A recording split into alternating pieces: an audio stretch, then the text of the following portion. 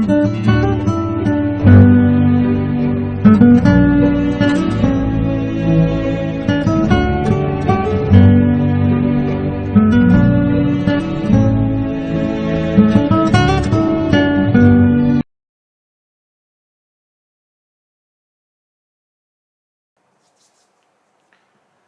Everyone, this is C S Sangeet Kedia from संगीत Kedia academy. आज मैं एक नया टॉपिक, नया चैप्टर स्टार्ट कर रहा हूं। The name of the topic is that is the SEBI share based employee benefits and sweat equity regulations 2021, very recent regulations.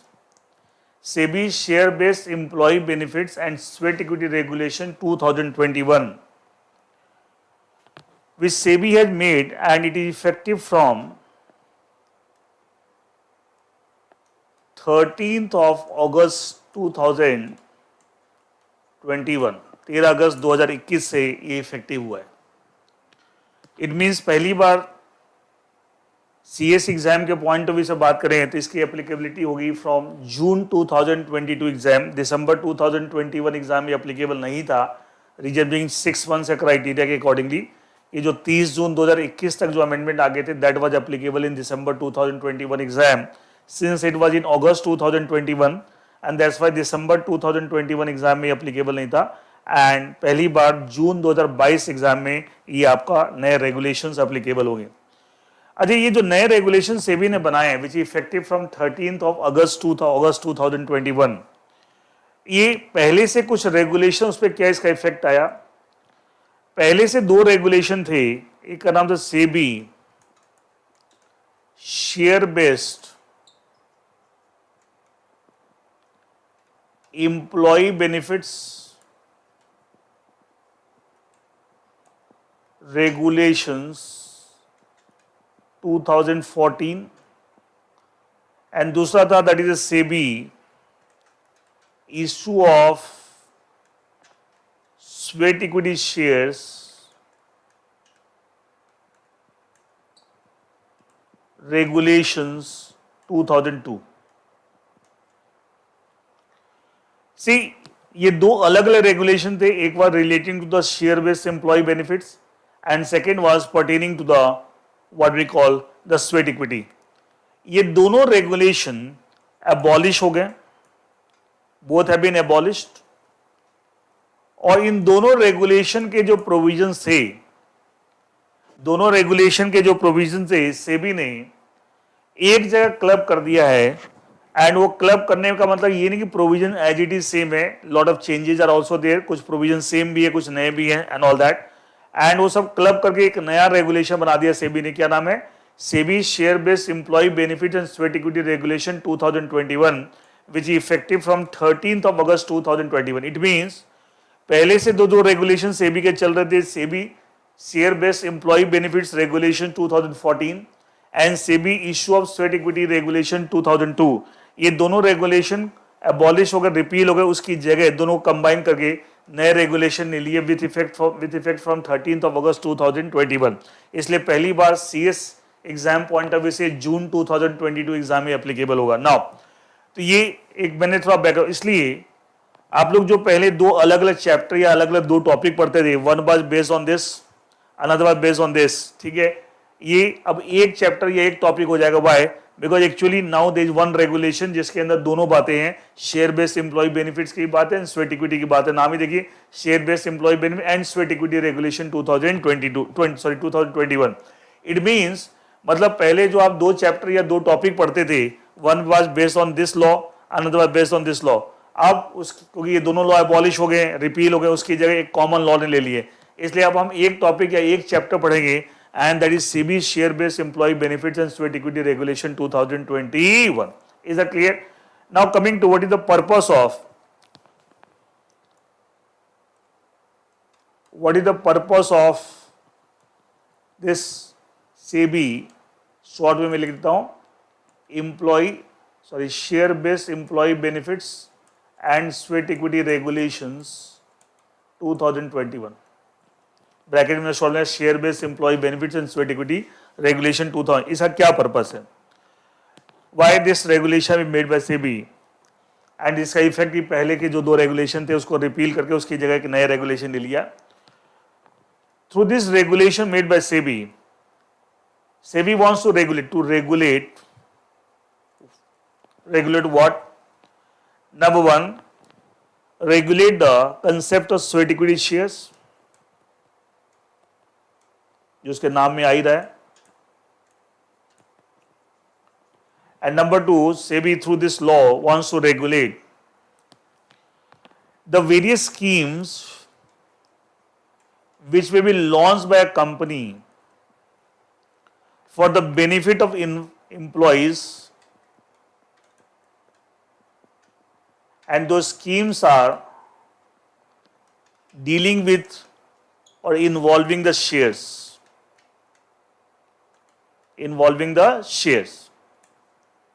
उनको रेगुलेट करना. एक कंपनी जो डिफरेंट स्कीम्स लॉन्च करेगी फॉर द बेनिफिट एम्प्लॉय, और कैसे स्कीम जिसमें involving scheme जिसका purpose है benefit of the employee, and दो स्कीम्स आर डीलिंग और इन्वॉल्विंग द शेयर्स. लेकिन यहाँ share based employee benefit share based, मतलब स्कीम्स लॉन्च की, उस स्कीम के थ्रू हम बेनिफिट दे रहे हैं एम्प्लॉय को, and schemes are talking about dealing और इन्वॉल्विंग द शेयर्स. इस शेयर बेस्ड एम्प्लॉय बेनिफिट्स, ये वाली चीज यहाँ आ गई, स्वेट इक्विटी यहाँ आ गया. ठीक है, इसका अर्थ ये दोनों जो नाम में नजर आ रहा है शेयर बेस्ड एम्प्लॉय बेनिफिट्स, उसको रेगुलेट, तो जितनी भी कंपनी स्कीम्स लॉन्च करेगी शेयर बेस्ड होंगी फॉर द बेनिफिट एम्प्लॉय, उनको रेगुलेट करने के लिए, और जो company sweat equity shares issue करेगी उसको रेगुलेट करने के लिए. The purpose of this law made by SEBI 2021 regulation is to regulate this one and to regulate the various schemes. वो स्कीम्स क्या है मैं बताऊं आपको, ठीक है, which can be launch by the company according to this law for the benefit employee. And उन सारी स्कीम्स में देखना कहीं ना कहीं कंपनी के शेयर्स के इन्वॉल्व, शेयर बेस्ड स्कीम्स हैं, schemes are talking based on certain shares. इसे नाम है शेयर बेस्ड एम्प्लॉय बेनिफिट, नाम है share based employee benefits. Is that clear? Is that okay? Now तो ये तो थोड़ा सा मैंने आपको एक बैकग्राउंड बताया कि साहब ये क्या नया लॉ, ऐसा क्या पर्पस है. नाउ क्योंकि ये जो लॉ है to regulate sweat equity share, तो स्वेट इक्विटी का मतलब पढ़ेंगे, and to regulate the various scheme which may be launched by the company as per this law for the benefit of employee dealing or involving shares. तो मैं यहाँ पे 6 important terms बताने जा रहा हूँ. यहाँ पे वेरियस स्कीम में 5 स्कीम्स लॉ में दे रखी, 5 स्कीम्स दे रखी, 5 type schemes which can be launch by company. ऐसा नहीं कि हर कंपनी को 5 स्कीम लॉन्च करनी है, वो आप लॉ मतलब आप ऐसी स्कीम लॉन्च कर सकते हैं for the benefit employee which will be based on share. तो 5 तरह की क्या स्कीम्स है, क्या मतलब है, वो कैसे काम करती है, ब्रीफली उसके बारे में बात करेंगे, क्योंकि सारे प्रोविजन उसके रिलेटेड आगे चलेंगे, और एक स्वेट इक्विटी एंड इसके बारे में पढ़ेंगे. तो अभी मैं एक टॉपिक ले रहा हूं, इसमें ऑल द स्कीम, यहाँ 5 तरह की स्कीम दे रखी इस लॉ में which can be launch by company for the benefit employee, and will find that all the schemes are share based. All the schemes are share based employee benefit through the various schemes. तो schemes क्या है जिनके बारे में इस law में दे रखा है, तो एक एक करके 5 स्कीम के बारे में बात करेंगे, फिर लास्ट में हम स्वेट इक्विटी के बारे में बात करेंगे. एंड देखिए तो एक छोटा सा सब टॉपिक लेते हैं. हमारा अभी मेन टॉपिक स्टार्ट हो प्रिलिमिनरी के अंदर आपका हमने इंट्रोडक्शन डिस्कस कर लिया, एक हेडिंग. दूसरा आपका meaning of different schemes, meaning of different employee benefit schemes, schemes for the benefit of employee benefit schemes, and meaning of sweat equity shares. ये अब दूसरा सब टॉपिक हम डिस्कस करने हैं. पहला टॉपिक है प्रिलिमिनरी के अंदर, पहला सब टॉपिक इंट्रोडक्शन, दूसरा meaning of different employee benefit schemes for the benefit of employee and the sweat equity shares. ये हम बात करें जिसको रेगुलेट करने के लिए लॉ आपको सेबी ने बनाया. नाउ इसमें जो डिफरेंट, पहले हम बात करते हैं different employee benefit schemes.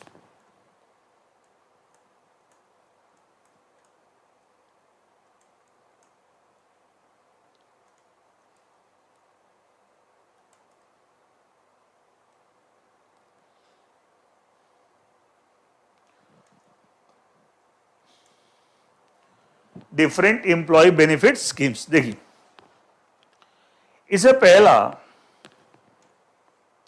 The first scheme that is called as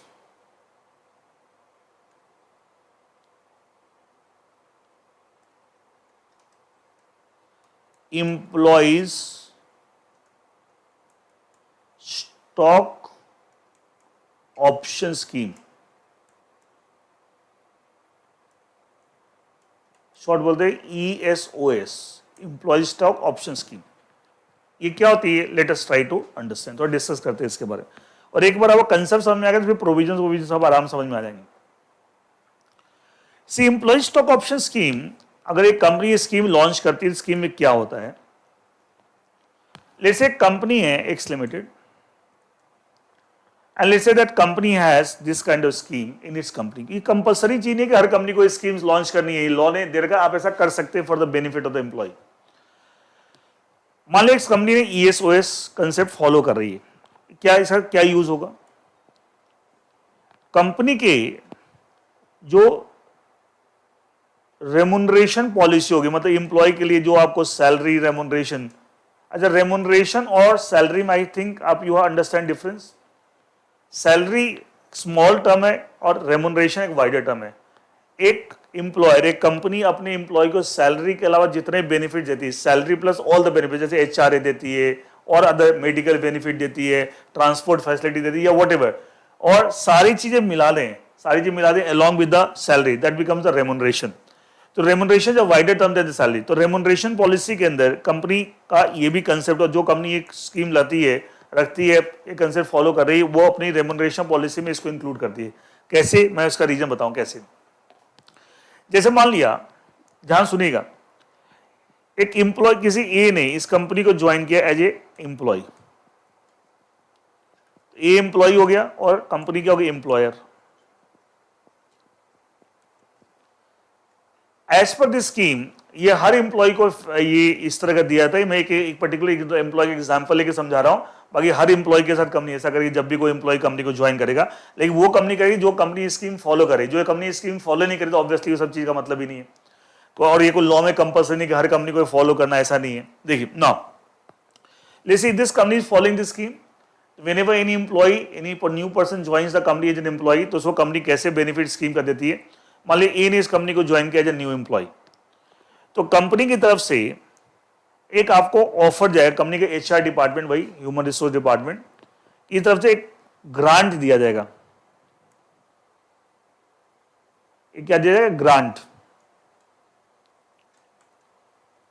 ठीक है, ग्रांट, ठीक है, ग्रांट दिया जाएगा, ग्रांट ऑफ ऑप्शन, मतलब कंपनी के तरफ से आपको एक ऑप्शन दिया जाएगा, ग्रांट ऑप्शन, कि आप इतने शेयर इस रेट पे इतने पीरियड के बाद ले सकते हैं।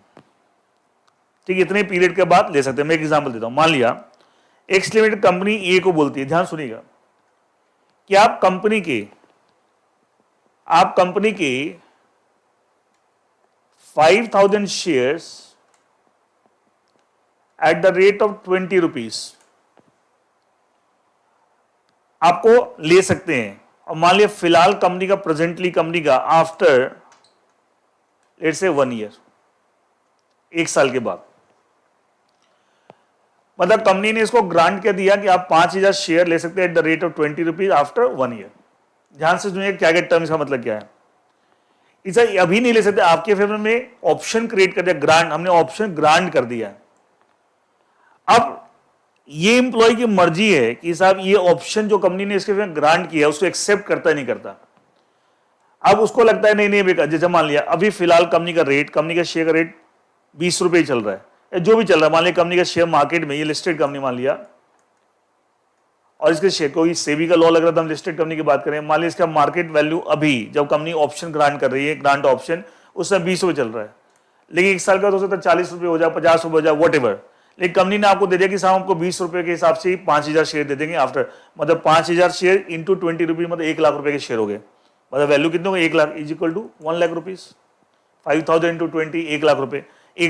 अब एक एज एम्प्लॉय ये देखना है कि साहब 1 साल के बाद उसे क्या लगता है, उसे लगता है कि साहब अभी पैसे वैसे ए ने कुछ नहीं देने, अभी A is not required to make any payment. अगर ए को ये लगता है कि साहब 1 साल के बाद हो सकता है इस शेयर का रेट 35 रुपए, 40 रुपए, 50 रुपए हो जाए, एंड कंपनी अच्छी ग्रो कर रही है, लेकिन मुझे तो 20 के हिसाब से मिलेगा, क्या अट्रैक्टिव है। लेकिन अगर ए को लगता है नहीं नहीं, पता नहीं मैं 1 साल रहूंगा नहीं रहूंगा कंपनी में, और पता नहीं फ्यूचर में रेट इसका क्या हो, कहीं घट नहीं जाए, 20 रुपए की जगह कहीं आपको 18 ना हो जाए एंड ऑल दैट। तो वो सब बंदे को अपनी परमुटेशन कॉम्बिनेशन अपने हिसाब से सोचना है कि उसे जो कंपनी ने आपके फेवर में ग्रांट ऑप्शन किया, ये एग्जांपल है ग्रांट ऑप्शन, 5000 शेयर, एक certain number of share eight a particular price after certain period, ठीक है। अब इसमें टर्म देखिए, इसको बोलेंगे एक्सरसाइज प्राइस, किस रेट पे आप ले सकते हैं। ये 5000 शेयर का आपको ऑफर तो दिया एक तरह से कंपनी की तरफ से, ग्रांट कौन दे रहा है, कंपनी दे रही है, एम्प्लॉयर दे रहा है, ग्रांट ऑप्शन एक तरह से ये क्या ऑफर है। अच्छा, ये आप बोले आफ्टर 1 ईयर या आफ्टर 2 ईयर जो बोलते हैं टाइम पीरियड, इसके बाद इसको बोलते हैं वेस्टिंग पीरियड। क्या बोलते हैं, वेस्टिंग पीरियड। तो क्या वेस्टिंग पीरियड के लिए वेट करना पड़ेगा। अब देखो वो तो बात की बात है, पहले कंपनी ने ए के फेवर में ग्रांट ऑप्शन दिया 5000 शेयर का at the rate of 20 rupees. 20 rupees क्या हो excise price after 1 year, 1 year क्या हो गया वेस्टिंग पीरियड। तो ये एक एग्जांपल हो गया ग्रांट ऑप्शन का। नाउ अगर ए को ये ऑफर अच्छा लगता है, grant option is offer by the company, मान ली ए कोई ऑफर अच्छा लगता है, then he may accept the offer, then he may accept the offer. Let's say A accepts the grant option company ने जो ऑप्शन दिया है उसने ए ने एक्सेप्ट कर लिया। तो उसके लिए कंपनी क्या करती है, जब ग्रांट ऑप्शन देती है साथ में एक एक्सेप्टेंस लेटर देती है कि अगर आप एक्सेप्ट करते हैं तो एक्सेप्टेंस लेटर साइन करके कंपनी को देती है, दैट प्रूव्स दैट कि आपने हमारा ऑफर एक्सेप्ट कर लिया, ठीक है, ऑफर एक्सेप्ट कर लिया, ठीक है। लेकिन अगर आपने नहीं करना है तो आप जो कंपनी ने आपको लेटर ऑफ एक्सेप्टेंस दिया उसको साइन करके कंपनी को वापस मत कीजिए। कंपनी ने ऑफर दिया था but you did not accept the offer, बात खत्म हो गई। जैसे एक एक्सेप्ट्स द ऑप्शन, तो कंपनी ने letter of acceptance sign company को वापस कर दिया। अब जब 1 साल बीतेगा after 1 year, that is vesting period जो खत्म होगा, now company will issue, company की तरफ से कंपनी विल इशू एक तो वेस्टिंग लेटर इशू करेगी, लेटर ऑफ वेस्टिंग, ये आपके फेवर में राइट क्रिएट हो गया। अभी तो हमने अब आप एंड साथ में एक्सरसाइज लेटर,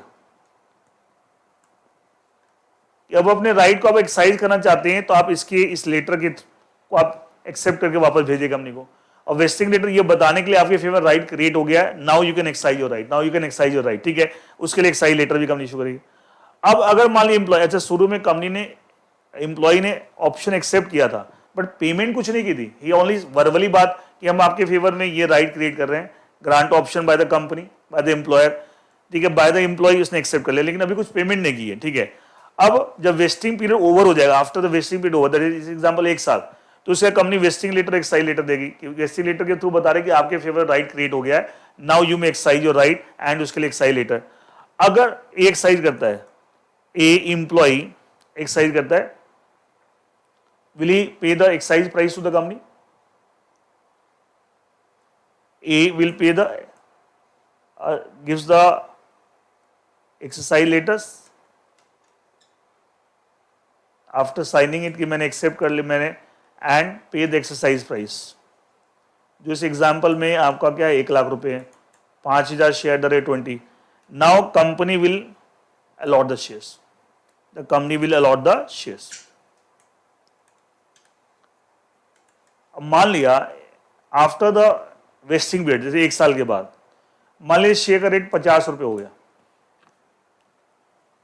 ग्रोइंग कंपनी है, 1 साल का मान लिया 50 रुपए, कागज positive listed company, market value मान लिया 50 रुपए हो गई, लेकिन आपको 20 के साथ देखिए आपको 5000 शेयर 50 रुपए की जिसकी अब वैल्यू है 2.5 लाख रुपए के शेयर हो गए, लेकिन आपको एक्चुअली 2.5 लाख रुपए के शेयर हो गए, आपको 5000 शेयर एट द, तो देखा जाए एक तरह देखा जाए आपको जो 2.5 लाख के शेयर आपको मिल रहे हैं 1 लाख रुपए में, क्या फायदा हो गया।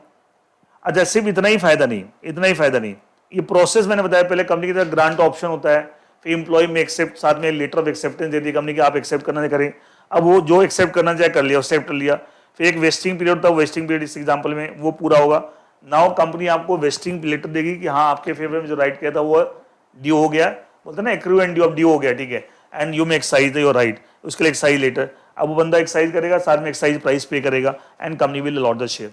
अच्छा फ्यूचर में आपको मान लें 5000 शेयर मिल गए, 1 लाख रुपए आप देंगे, फ्यूचर में 10 साल 15 साल 20 साल के बाद मान लिया इस शेयर का रेट जो 20 रुपए के हिसाब का आपको हिसाब मिले थे, मान लिया लेट से आपको कुछ मिल लिया, मान लिया 1000 रुपए हो गया, तो सोच रहे हैं आपकी वैल्यू का आपने 1 लाख रुपए देते, 5000 इंटू 1000 क्या 50 लाख के शेयर हो गए, 5,000 इंटू 1,000 क्या 5 लाख रुपए के क्या शेयर, सॉरी 50 लाख रुपए शेयर हो गए, तो आपने 1 लाख रुपए दिए लेकिन दैट हैज बिकम 50 लाख रुपए, 50 टाइम्स। तो एक्चुअली क्या इस तरह कंसेप्ट, इसके पीछे लॉजिक क्या है, मैंने ब्रीफली प्रोसेस बताई इस ESOS का। इसमें इससे होता क्या है, इस टर्म भी बताएगा वेस्टिंग पीरियड, ठीक है। एंड अच्छा इसको बोल सकते हैं एम्प्लॉय जिसको आपने ऑप्शन ग्रांट किया है, ग्रांट ऑप्शन, क्या उस एम्प्लॉय को ऑप्शन ग्रांटी बोल सकते हैं, उसको आपने ऑप्शन, एंड क्या ऑप्शन जो ग्रांटी है, एक टर्म होता है ऑप्शन गारंटी। ऑप्शन गारंटी कौन है, एम्प्लॉय जिसको आपने ऑप्शन ग्रांट किया है, क्या उसका राइट है या ऑब्लिगेशन है टू एक्सरसाइज द राइट, सिर्फ राइट ऑब्लिगेशन नहीं है, सिर्फ राइट है कि वो आपने एक्सेप्ट कर लिया, तो खाली आपने ऑफर एक्सेप्ट किया, आप फ्यूचर में after the expiry of the vesting period अगर नहीं एक्सरसाइज करना मत कीजिए, आपकी मर्जी है। तो ऑप्शन गारंटी कौन है, एम्प्लॉय है जिसके फेवर में कंपनी ने ऑप्शन ग्रांट किया है एंड उसकी सिर्फ राइट होता है but not obligation to exercise the option in pursuance of the ESOS, ठीक है। ऑप्शन गारंटी एम्प्लॉय को बोल रहे हैं। तो ऑप्शन गारंटी क्या होता है, वेस्टिंग पीरियड क्या होता है, ठीक है। अच्छा वेस्टिंग पीरियड पूरा होने के बाद जो अपना राइट को एक्सरसाइज करते हो तो क्या बोले, that is called wasting, that is called the wasting. तो वेस्टिंग पीरियड, वेस्टिंग, ठीक है, उसको क्या आप वेस्टिंग पीरियड एंड उसके एक्सरसाइज होने के बाद जब आप वेस्टिंग लेटर कंपनी ने इशू किया उसका इस्तेमाल करके आप एक्सरसाइज करेंगे, दैट इज द वेस्टिंग, ठीक है। एंड जिसको आपने बेनिफिट दिया दैट इज ऑप्शन गारंटी, ये सब टर्म यूज करते हैं। अच्छा मेरा कहने का मतलब है ये सब कंसेप्ट इंडस्ट्री में क्यों है। अच्छा जो बहुत पुराने एम्प्लॉय होते हैं और आपको लगता है कि हमारी वेल्थ मीनिंगफुल हो सकती है जो आपने इस एम्प्लॉय स्टॉक ऑप्शन स्कीम के शेयर लिए, तो इस कारण से क्या एक सेंस ऑफ बिलोंगिंगनेस आती है कि हम कंपनी में मेहनत से काम करें, लॉन्ग टर्म जुड़े रहें, एंड तो कंपनी भी आपको क्या करती है कि इंसेंटिवाइज कर रही है by giving this kind of offer through this kind of scheme कि आपको इतने शेयर हम इस रेट पे दे रहे हैं और आप लॉन्ग टर्म तक डेडिकेटली काम करते हैं। और सारे एम्प्लॉय ऐसे सोच सकते हैं क्या कंपनी विल ग्रो, तो कंपनी भी ग्रो करेगी और साथ में आपका भी फायदा। नॉर्मली क्या होता है कि एम्प्लॉय का नॉर्मली एटीट्यूड क्या होता है, यार मुझे सैलरी मिलती है, ऑर्गेनाइजेशन को जितना भी फायदा मुझे उससे मुझे तो एक फिक्स अमाउंट मिलता है, ठीक है। लेकिन क्या यहाँ ऑर्गेनाइजेशन की ग्रोथ के साथ आपकी भी ग्रोथ हो रही है, एक सैलरी तो मिल ही रही है, लेकिन अच्छा कंपनी की शेयर की वैल्यू कब बढ़ेगी, जब कंपनी ग्रो करेगी in terms of more turnover, more profit and all that. तो इसका था वो कैसे होगा, जब the employees are really dedicated में उससे वो सिंसियरिटी अचीव करने के लिए dedication, in order to get the dedication, ensure the dedication, sincerity on the part of employee, क्या एक सेंस ऑफ बिलोंगिंगनेस क्रिएट करें by allotting certain shares to them. भैया आपकी मेहनत से कंपनी ग्रो करेगी तो आपको भी उस ग्रोथ में फायदा मिल रहा है, इससे उस शेयर्स की वैल्यू मल्टीप्लाई होती जाएगी एंड आपके नंबर ऑफ शेयर हो लेकिन उस पर शेयर की वैल्यू बढ़ती जा रही है। क्या that creates a sense of belongingness and जिससे एम्प्लॉयर कंपनी एक्सपेक्ट करते हैं कि एम्प्लॉय मोर डेडिकेशन से काम करे, मोर सिंसियरिटी से काम करे। That is the entire idea behind the. और इसका ब्रीफली मैंने प्रोसेस भी समझाया कि इसका ब्रीफली प्रोसेस क्या होता है तो एंड किस तरीके से आपको स्कीम काम करती है। Is that clear now. Next ऊपर हमने क्या लिखा था साहब, डिफरेंट एम्प्लॉय बेनिफिट स्कीम। तो एक हो गया एम्प्लॉय स्टॉक ऑप्शन स्कीम, ये क्या होती है। अच्छा कह सकते हैं ये रेगुलर स्कीम होती है। Regular scheme employee stock option scheme के साथ जब भी कोई एम्प्लॉय ज्वाइन करेगा तो एज पर दिस स्कीम उसको ग्रांट किए जाएंगे सर्टेन शेयर्स एंड अलग अलग लेवल के लिए सब HR पॉलिसी के अंदर होता है स्कीम के अंदर कि किस लेवल के एम्प्लॉय को कितने शेयर किस रेट पर ऑफर किए जाएंगे, ऑल दैट, ठीक है। तो कहते हैं ये रेगुलर स्कीम होती है और सबसे पॉपुलर स्कीम यही है, सबसे पॉपुलर स्कीम यही है एम्प्लॉय स्टॉक ऑप्शन। और अच्छा इससे एट्रीशन रेट समझते हैं, एम्प्लॉय टर्नओवर इंडस्ट्री में वो भी कम होता है। जब सेंस ऑफ बिलोंगिंगनेस जब होता है तो लोग जुड़े रहते हैं। अच्छा किसी से आपको एक सेंस ऑफ मेरी कंपनी है, मेरा काम है मेरा, तो आप उसको जल्दी से छोड़ते नहीं है। तो एट्रीशन मींस एम्प्लॉय टर्नओवर। अच्छा अच्छी ऑर्गेनाइजेशन में क्या होता है, जब लोग एक सर्टेन लेवल पे आते हैं तो तुरंत छोड़ के भाग जाते हैं दूसरी कंपनी में। उससे क्या होता है इतने साल तक वो वहां पे आपने ग्रूम किया कि उसको अच्छा एम्प्लॉय बनाए, एक एफिशिएंट एम्प्लॉय बनाए, लेकिन आपकी कंपनी छोड़ के चल जाए अल्टीमेटली क्या और आपका नुकसान हो रहा है। तो लेकिन एक सेंस ऑफ बिलोंगिंगनेस आपने क्रिएट कर रखी है कि आप जितना लंबा यहाँ रुकेंगे आपकी उतनी वेल्थ उतनी कई गुना multiply. You can take the example Infosys के अंदर जो शुरू के इनिशियली जब इन्फोसिस सेटअप हुई थी उस समय जो एम्प्लॉय ने स्टार्ट किया था 20-20 साल 25-25 साल कंपनी के साथ लगाए और उनको जो एम्प्लॉय स्टॉक ऑप्शन स्कीम के अकॉर्डिंगली जो शेयर मिले थे, मतलब कई ऐसे एम्प्लॉय हैं जिन्होंने पूरी जिंदगी जितनी सैलरी कमाई उससे ज्यादा तो शेयर्स की वैल्यू हो गई, मतलब 50 करोड़ 100 करोड़ उतने शेयर। तो डोंट यू थिंक कोई छोड़ेगा उस ऑर्गेनाइजेशन को। तो एक बहुत बड़ा सेंस ऑफ बिलोंगिंगनेस क्रिएट हो रहा है। तो that is the entire idea behind the concept of employee stock option scheme. Now coming to second type of scheme, employee stock purchase scheme. ESPS, employee stock purchase scheme, second type scheme. Normally scheme में क्या होता है, देखिए मैं एक बार सारी scheme बता रहा हूं, उसके बाद आपको प्रोविजन पढ़ना बहुत आसान हो जाएगा। नॉर्मली स्कीम में क्या होता है, एम्प्लॉय स्टॉक परचेज स्कीम में, मान लिया कंपनी एक्स लिमिटेड एक सर्टेन पी, ये रेगुलर स्कीम नहीं होती, अनलाइक द ESOS जो हम ऑलरेडी पढ़ चुके हैं, जो एक रेगुलर स्कीम होती है, this is not a regular scheme. एक सर्टेन पीरियड के लिए, पर्टिकुलर पीरियड के लिए 5 दिन, 10 दिन, 15 दिन, ऐसे ही आपको 20 दिन कंपनी स्कीम ला सकती है। और स्कीम पीरियड में मान लिया कंपनी ने बोला साहब यहां से यहां तक इस पीरियड में स्कीम चलेगी, स्कीम में हम अपने कंपनी को, एम्प्लॉय को ऑफर दे रहे हैं कि जो भी शेयर का रेट चल रहा है उससे आप डिस्काउंटेड रेट में, क्या डिस्काउंट है वो सब कंपनी बताएगी। मान लिया कंपनी बोलती है साहब at the beginning of this period, company बोलती है हमारे शेयर्स की मार्केट, लिस्टेड कंपनी की बात करें, कोई सेबी रेगुलेशन की बात करें, लिस्टेड कंपनी, हमारे शेयर्स की मार्केट वैल्यू जो है वो 100 रुपए है, लेकिन हम आपको 60 रुपए में ऑफर करें ड्यूरिंग दिस पीरियड, क्या डिस्काउंट है? 100 वाली चीज 60 में आपको मिल रही है, 100 वाली चीज 60 में मिल रही है। एंड जो भी एम्प्लॉय को ये ऑफर अच्छा लगे, दे में एक्सेप्ट ऑफर, तो कंपनी एम्प्लॉय के लेवल के हिसाब से, किस लेवल का एम्प्लॉय, उस पूरी पॉलिसी बनेगी कि इस लेवल के एम्प्लॉय इतने शेयर ले सकते हैं at this rate.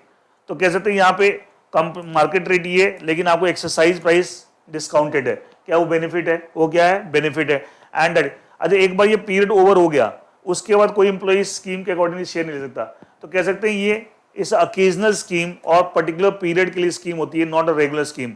Unlike the ESOS, ये होता है एक रेगुलर स्कीम कंपनी में है, तो जब भी कोई एम्प्लॉय ज्वाइन करेगा, ये अकेजनल स्कीम है, it's not a for a particular period. ठीक है, एक बार ये पीरियड खत्म हो गया, स्कीम खत्म, जो जिस एम्प्लॉय ने इस पीरियड के अंदर स्कीम का बेनिफिट ले लिया, आप नहीं ले सकते, because this period is over.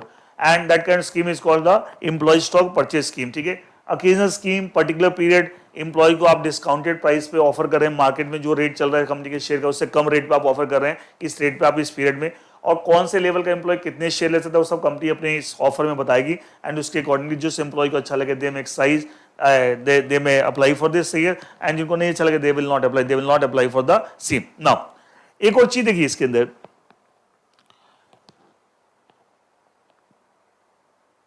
यहां पे वेस्टिंग पीरियड कंसेप्ट नहीं है, इमीडिएट मिल रहा है। कंपनी ने स्कीम लॉन्च की, बोले साहब इस पीरियड में आप ले सकते हैं, तो यहां पे there is no concept of vesting period.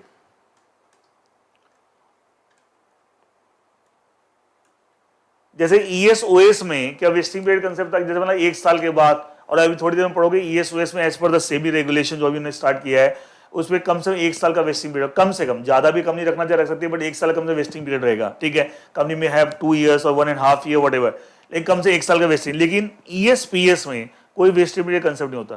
Company ने अभी स्कीम लॉन्च की, अभी कभी आप शेयर ले सकते हैं डिस्काउंटेड प्राइस, इसलिए ESPS में कंसेप्ट होता है लॉक इन का, क्योंकि आपको इमीडिएट, आपने कुछ वेट नहीं किया कि साहब आपको अभी कंपनी ने स्कीम लाई, अभी कभी आपने डिस्काउंटेड रेट में शेयर ले लिए, तो लॉ बोलता है बदले में आपको लॉक इन रहेगा। लॉक इन मतलब एक कंपनी आपके जो आपने इस स्कीम के अकॉर्डिंग शेयर लिए उस पर लॉक इन लगा देगी, आप सर्टेन पीरियड तक बेच नहीं सकते, लॉक इन पीरियड में आप बेच नहीं सकते। जैसे मान लिया कंपनी ने अगर 1 साल का लॉक इन लगा दिया, ठीक है, अभी सब लॉ पार्ट आप पढ़ेंगे, मैं पहले कंसेप्ट समझा रहा हूं, कंसेप्ट क्लियर है तो लॉ के प्रोविजन सारे कंसेप्ट बने हुए हैं, बट कंसेप्ट ही क्लियर नहीं तो लॉ के प्रोविजन आप पढ़ते रहना, कुछ पल्ले नहीं पड़ रहा।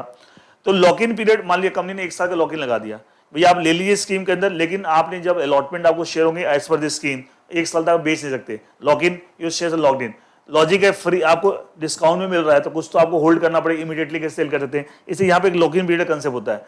लेकिन if you go for ESOS, वहां पे लॉक इन पीरियड कंसेप्ट नहीं होता, क्यों कि पहले वेस्टिंग पीरियड कंसेप्ट है, आपको एक सर्टेन पीरियड वेट करना पड़ेगा, उसके बाद यू में एक्सरसाइज योर राइट, तो वहां ESOS में वेस्टिंग पीरियड कंसेप्ट है, लॉक इन पीरियड कंसेप्ट नहीं है। यहाँ पे वेस्टिंग पीरियड कंसेप्ट ESPS में वेस्टिंग पीरियड कंसेप्ट नहीं है, but there is concept lock in, क्योंकि इमीडिएटली बेनिफिट मिल रहा है, you are not suppose to wait. Company scheme launch की, अभी कभी आप डिस्काउंटेड प्राइस से ले लीजिए तो आपको इमीडिएट बेनिफिट मिल गया, तो बदले में यहाँ वेस्टिंग पीरियड है नहीं, तो बदले में क्या लॉक इन का कंसेप्ट है कि एक सर्टेन पीरियड तक from the date of allotment आप शेयर बेच नहीं सकते, यू हैव टू होल्ड दो शेयर, इसलिए एक बात इसमें और ऐड करता हूं। लॉ बोलता है कंपनी चाहे तो इस स्कीम को पब्लिक इश्यू के साथ भी क्लब कर सकती है। अच्छा, पब्लिक इश्यू जो पढ़ते हैं मतलब अलग से भी ला सकते हैं, ऐसा नहीं कि पब्लिक इश्यू के साथ ही लाना जरूरी है, बट आप चाहें तो पब्लिक इश्यू के साथ भी क्लब कर सकते हैं। अच्छा, जब पब्लिक इश्यू के बारे में पढ़ते हैं तो उसमें कंसेप्ट पढ़ते हैं इश्यू साइज, इशू साइड में दो चीज पढ़ते हैं, promoters contribution and offer to offer document. And offer to offer document को भी दो पार्ट में डिवाइड करते हैं, reservation and net offer to the public. पढ़ते हैं सब चीजें, सेबी आईसीडीआर रेगुलेशन 2018। अच्छा, रिजर्वेशन में कंसेप्ट पढ़ते हैं, रिजर्वेशन किसके एम्प्लॉय के फेवर में हो सकता है। अच्छा, पब्लिक इशू में का एक सब्सक्रिप्शन पीरियड होता है, opening of issue, closing of issue, इस पीरियड में अप्लाई कर एक सर्टेन पीरियड। तो मान ले कंपनी एक पब्लिक इशू लाई, उस पब्लिक इशू में आपने एम्प्लॉय की रिजर्वेशन कर दिया। अच्छा, वहां ये बोलते हैं कि सर एम्प्लॉय को आप डिस्काउंट, रिजर्वेशन जिसके लिए कर रहे हैं उसको डिस्काउंट भी दे सकते हैं।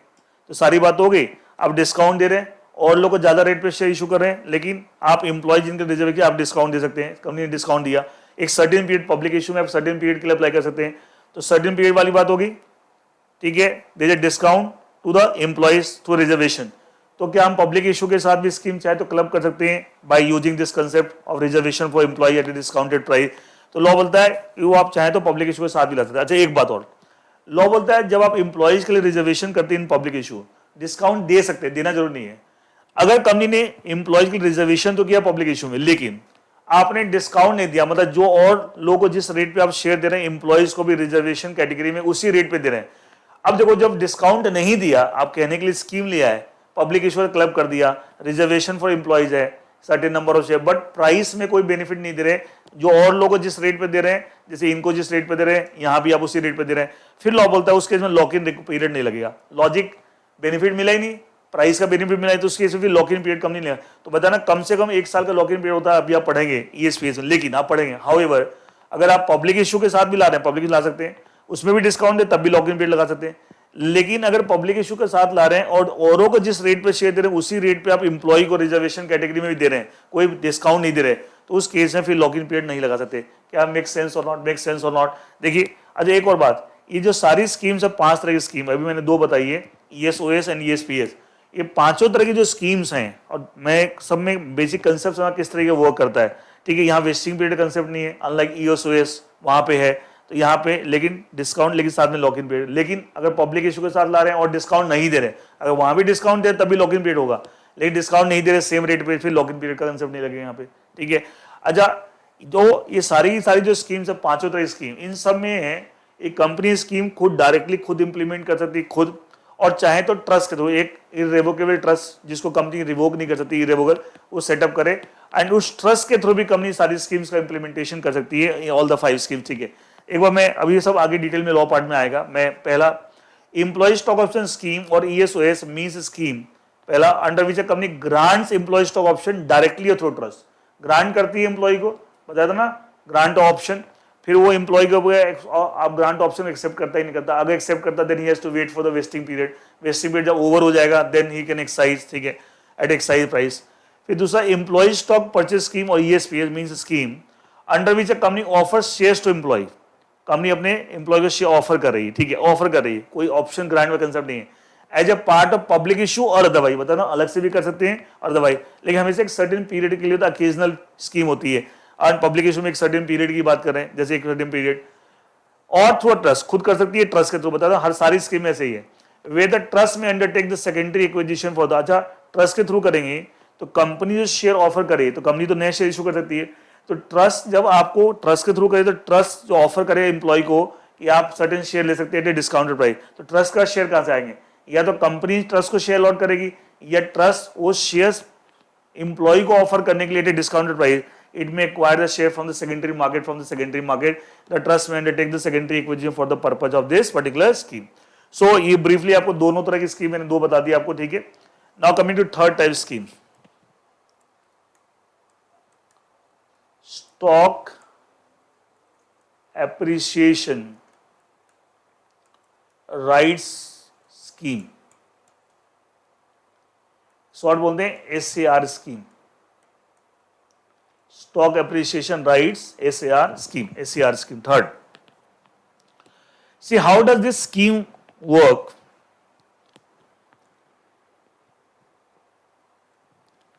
मालिक कंपनी एक्स लिमिटेड, इस कंपनी ने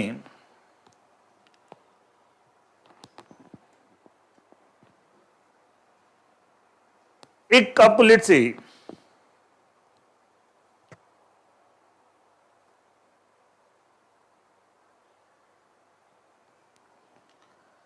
अपने एम्प्लॉय अंडर दिस स्कीम क्या किया, जैसे मैं एक पर्टिकुलर एग्जाम एम्प्लॉय का जो कंपनी स्कीम फॉलो करे, अगेन स्कीम कोई भी स्कीम मैंडेटरी नहीं कि लिस्टेड कंपनी को फॉलो करना ही है, करना चाहे करिए नहीं कर, अगर आप फॉलो करते हैं, मान लें कंपनी ने अपने एक पर्टिकुलर एम्प्लॉय को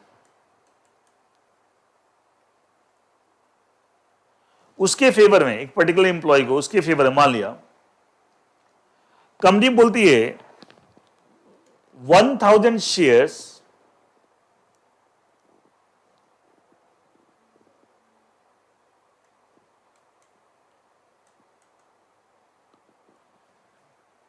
जिसका अभी हम SAR प्राइस लगते हैं, स्टॉक एप्रिसिएशन राइट्स प्राइस मान लगते हैं, हम आपको कुछ भी लग लीजिए 200 रुपए SAR प्राइस,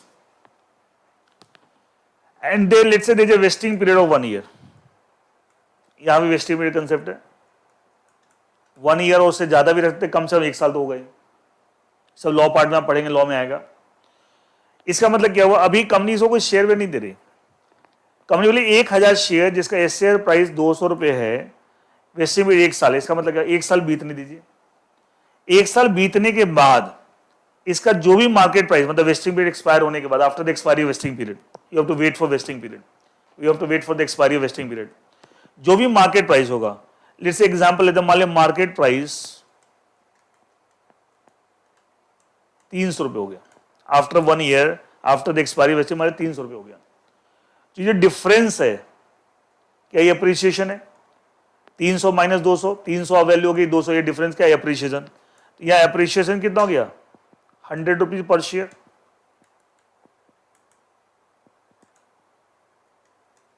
और कितने शेयर्स के रेस्पेक्ट में राइट क्रिएट किया था 1000, तो 1000 शेयर इंटू 100 रुपीज कितने हो गए 1 lakh rupees, 1000 share into 100 rupees कितने हो गए 1 लाख रुपए, ये तो एक शेयर में अप्रिशिएशन हो गया, यहां पे टोटल आपका अप्रिशिएशन, टोटल ये तो 1 शेयर को टोटल अप्रिशिएशन कितना हो गया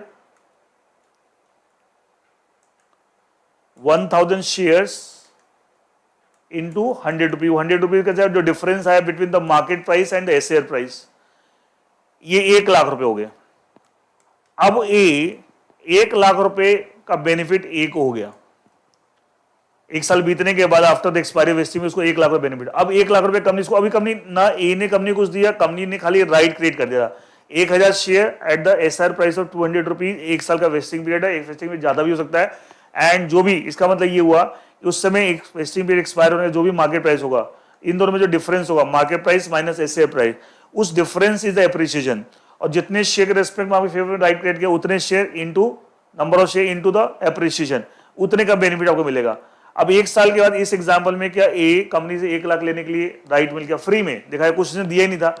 अच्छा कंपनी अब 1 लाख रुपए उसको कैसे देगी, कंपनी उसको 1 लाख रुपए कैसे देगी, कंपनी 1 लाख रुपए उसको या तो कैश में दे सकती है, या 1 लाख रुपए के इक्विवेलेंट शेयर दे सकती है, इक्विटी शेयर दे सकती है। अगर कंपनी ने 1 लाख के इक्विवेलेंट इक्विटी शेयर दिए, जिसको बोलेंगे इक्विटी सेटल्ड SAR, क्या बोलेंगे इक्विटी सेटल्ड। अच्छा जो इसके फेवर राइट क्रिएट किया, स्कीम का नाम है स्टॉक एप्रिसिएशन राइट स्कीम, इसके फेवर में जो राइट क्रिएट किया था क्या उसको SAR बोल सकते हैं, स्टॉक एप्रिसिएशन राइट्स। जो इंप्लॉय के फिर राइट क्रिएट किया था 1000 shares at the SAR price of 200 रुपी, क्या उसको स्टॉक एप्रिसिएशन राइट बोल सकते हैं। अब एप्रिसिएशन, इसमें एप्रिसिएशन क्या हुआ, difference between the market price after the expiry of vesting period and the SAR price, that is appreciation. तो स्टॉक एप्रिसिएशन राइट, उस राइट को बोलेंगे स्टॉक एप्रिसिएशन राइट। स्कीम जिसके अंडर ये राइट मिलता है, scheme is stock appreciation right scheme, ठीक है। एंड SAR के अंदर आपको एप्रिसिएशन मिल रहा है, तो 1 लाख रुपए जो कंपनी या तो कैश में दे देगी, और या 1 लाख के इक्विवेलेंट शेयर दे देगी एक after the expiry of the vesting period. तो हम बोलेंगे अगर कैश में दे रही, बोलेंगे कैश सेटल्ड SAR, क्या बोलेंगे कैश सेटल्ड, कैश में SAR settled, stock appreciation right cash में सेटल हुआ। और अगर कंपनी ने 1 लाख के बराबर इस एग्जांपल में इक्विटी शेयर दे दिए after the expiry of the vesting period, तो हम बोले इक्विटी सेटल्ड SAR, क्या बोले इक्विटी सेटल्ड SAR। तो दो तरह के SAR हो सकते हैं, it can be cash settled और it can be equity settled. मैंने पूरा कंसेप्ट एग्जांपल के थ्रू समझा दी जिससे आपको क्लैरिटी मिल जाए। देखिए एक बार मैं पढ़ता हूं, स्टॉक एप्रिसिएशन राइट स्कीम और SAR scheme means a scheme under which a company grants SAR to employees। इस स्कीम के अंदर कंपनी अपने एम्प्लॉय क्या ग्रांट करती है, SAR stock appreciation right grant करती है। बता ये जो राइट क्रिएट किया कि 1000 शेयर द रेट, ठीक है। अब स्टॉक एप्रिसिएशन राइट का मतलब क्या है? जो कंपनी उनके फेवर में एससीआर क्रिएट करती है, इसका मतलब ग्रांट एससीआर, इसका मतलब क्या है? स्टॉक एप्रिसिएशन राइट और SCR means a right given to SR grantee. SR grantee कौन है? एम्प्लॉय। इन टाइट कौन किसने दिया? ग्रांटर कौन है? Company. Entitling him to receive appreciation, उसको क्या इंटा कि आपको एप्रिसिएशन मिलेगा, नहीं स्टॉक एप्रिसिएशन मिल रहा है, ठीक है। Entitling him to receive appreciation for specified number of share, क्या स्पेसिफाइड नंबर ऑफ शेयर हो गए? Where the settlement of such appreciation, जो एप्रिसिएशन का सेटलमेंट होगा जो फ्यूचर में after the expiry of vesting period, may be made by way cash और payment और shares of the company.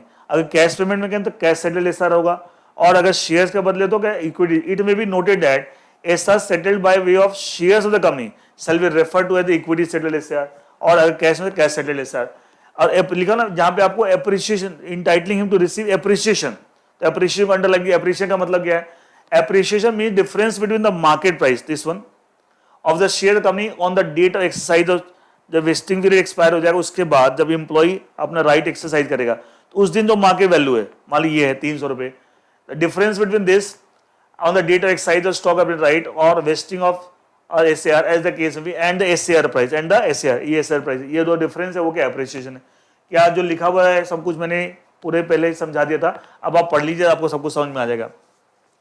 Now fourth kind of scheme is that is the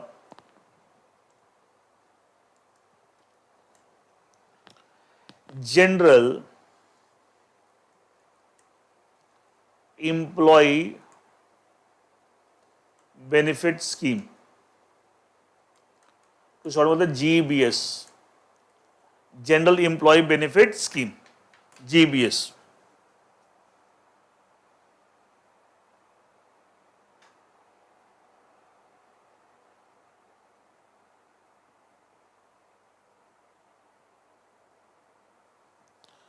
general employee benefit scheme, GBS. देखिए क्या चीज,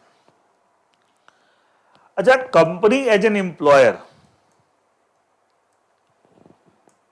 क्या उसे अपने employee को बहुत सारे बेनिफिट, अपने एम्प्लॉयज को बहुत सारे बेनिफिट्स देने पड़ते हैं, जनरल एम्प्लॉय बेनिफिट्स। कैसे? For example, those benefits, employees को बेनिफिट देने पड़ते हैं, benefits relating to health, medical benefits relating to any kind of death of the employee या disablement of the employee। मैं आपको बताता हूं, आपने लॉ पढ़े हैं, एम्प्लॉयज कंपनसेशन एक्ट, कि साहब अगर कोई in the course of the employment किसी एम्प्लॉय की डेथ हो जाए या उसकी कोई डिसेबिलिटी हो जाए तो क्या employer will have to compensate that employee, ये सुनो, या उसकी फैमिली मेंबर्स को। अच्छा, ऐसे आपने पढ़ा एम्प्लॉय स्टेट इंश्योरेंस एक्ट 1948, क्या उसके अंदर बहुत सारे मेडिकल बेनिफिट, और दोनों में से कोई एक लॉ आपको अप्लाई हो रहा है तो बहुत सारे बेनिफिट देने पड़ते हैं। तो उन बेनिफिट्स में देने के लिए क्या एम्प्लॉयर या एम्प्लॉयर को कंपनी क्या कहीं ना कहीं रिसोर्स है, कैश, कंपनी का पैसा लगता है, तो कंपनी वो बेनिफिट देने के लिए शेयर बेस्ड भी एक स्कीम बना सकती है। अगेन कोई मैंडेटरी नहीं कि आपको ऐसा करना ही है। In order to give this kind of benefit which employer, company as employer has to give it to the employee as per the requirement of Employees Compensation Act और as per the ESI Act, Employee State Insurance Act। आप चाहें तो एक scheme बना सकते हैं जिसको general employee benefit scheme का नाम दे सकते हैं, एंड उस स्कीम के थ्रू आप सर्टेन शेयर्स, जैसे कंपनी खुद शेयर बेस्ड बना, सारे के share based employee benefit schemes हैं, सब शेयर बेस्ड हैं, ये सर्टेन शेयर अलग कर दिए कि साहब जब भी कोई एम्प्लॉय को बेनिफिट देना पड़े as per the employees compensation act और as per the ESI act, हम उस शेयर बेच के जो पैसा आएगा या शेयर का जो प्राइस बढ़ेगा उससे समथिंग लाइक दैट, एंड इस तरह की स्कीम कंपनी बना सकती है, एंड ऐसी स्कीम को बोलते हैं जनरल। अगेन मैंडेटरी नहीं है कि आपको ऐसा करना ही है, इस स्कीम के थ्रू करना, बट आप चाहें तो इस तरीके से भी कर सकते हैं। तो so that on the one hand you are complying with the provisions of employees compensation act, ESI act, with the help of this scheme. तो लॉ बोलता है आप ऐसा कर सकते हैं, इसको ना स्कीम का नाम है जनरल एम्प्लॉय बेनिफिट स्कीम। मैं पढ़ता हूँ, General Employee Benefit Scheme or GBS means any scheme of a company framed in accordance with these regulations, that is this SEBI Share Based Employee Benefits and Sweat Equity Regulation 2021, dealing खुद के इसमें जो shares involve हुए, x limited company खुद के हो सकती है या इसकी लिस्टेड होल्डिंग कंपनी, मान लीजिए Y limited is the listed holding company of X limited, वो भी हो सकता है, जिसमें आप in order to give the benefits to employee आप अपने शेयर्स का इस्तेमाल करते थे या अपनी holding company, provided holding company listed है, ठीक है। Dealing in shares of the company or the shares of a listed holding company for the purpose of what? Employee welfare including healthcare benefits, hospital care or benefits, or benefits in the event of sickness, accident, disability, death, और scholarship fund, जैसे employee के बच्चे पढ़ रहे हैं उनको scholarship देना, और such other benefit as specified सब, मतलब बेसिकली जनरल बेनिफिट जो देने हैं relating health, medical, in the case of death, disability, scholarship for the children of the employees. तो उसके लिए आप ये स्कीम बना जिसमें कंपनी के खुद के शेयर इन्वॉल्व होते हैं, कंपनी की holding company provided holding company listed company से शेयर के बेसिस पे उसका इस्तेमाल करेंगे, मतलब शेयर कुछ अलग कर दिए कंपनी इशू कर दिए एंड उसको बेच के जो पैसा आएगा उससे बेनिफिट देंगे, या उस शेयर के जो रेट बढ़ेंगे उससे अप्रिसिएशन, उससे बेनिफिट, एंड ऐसे स्कीम का नाम है general employee benefit scheme.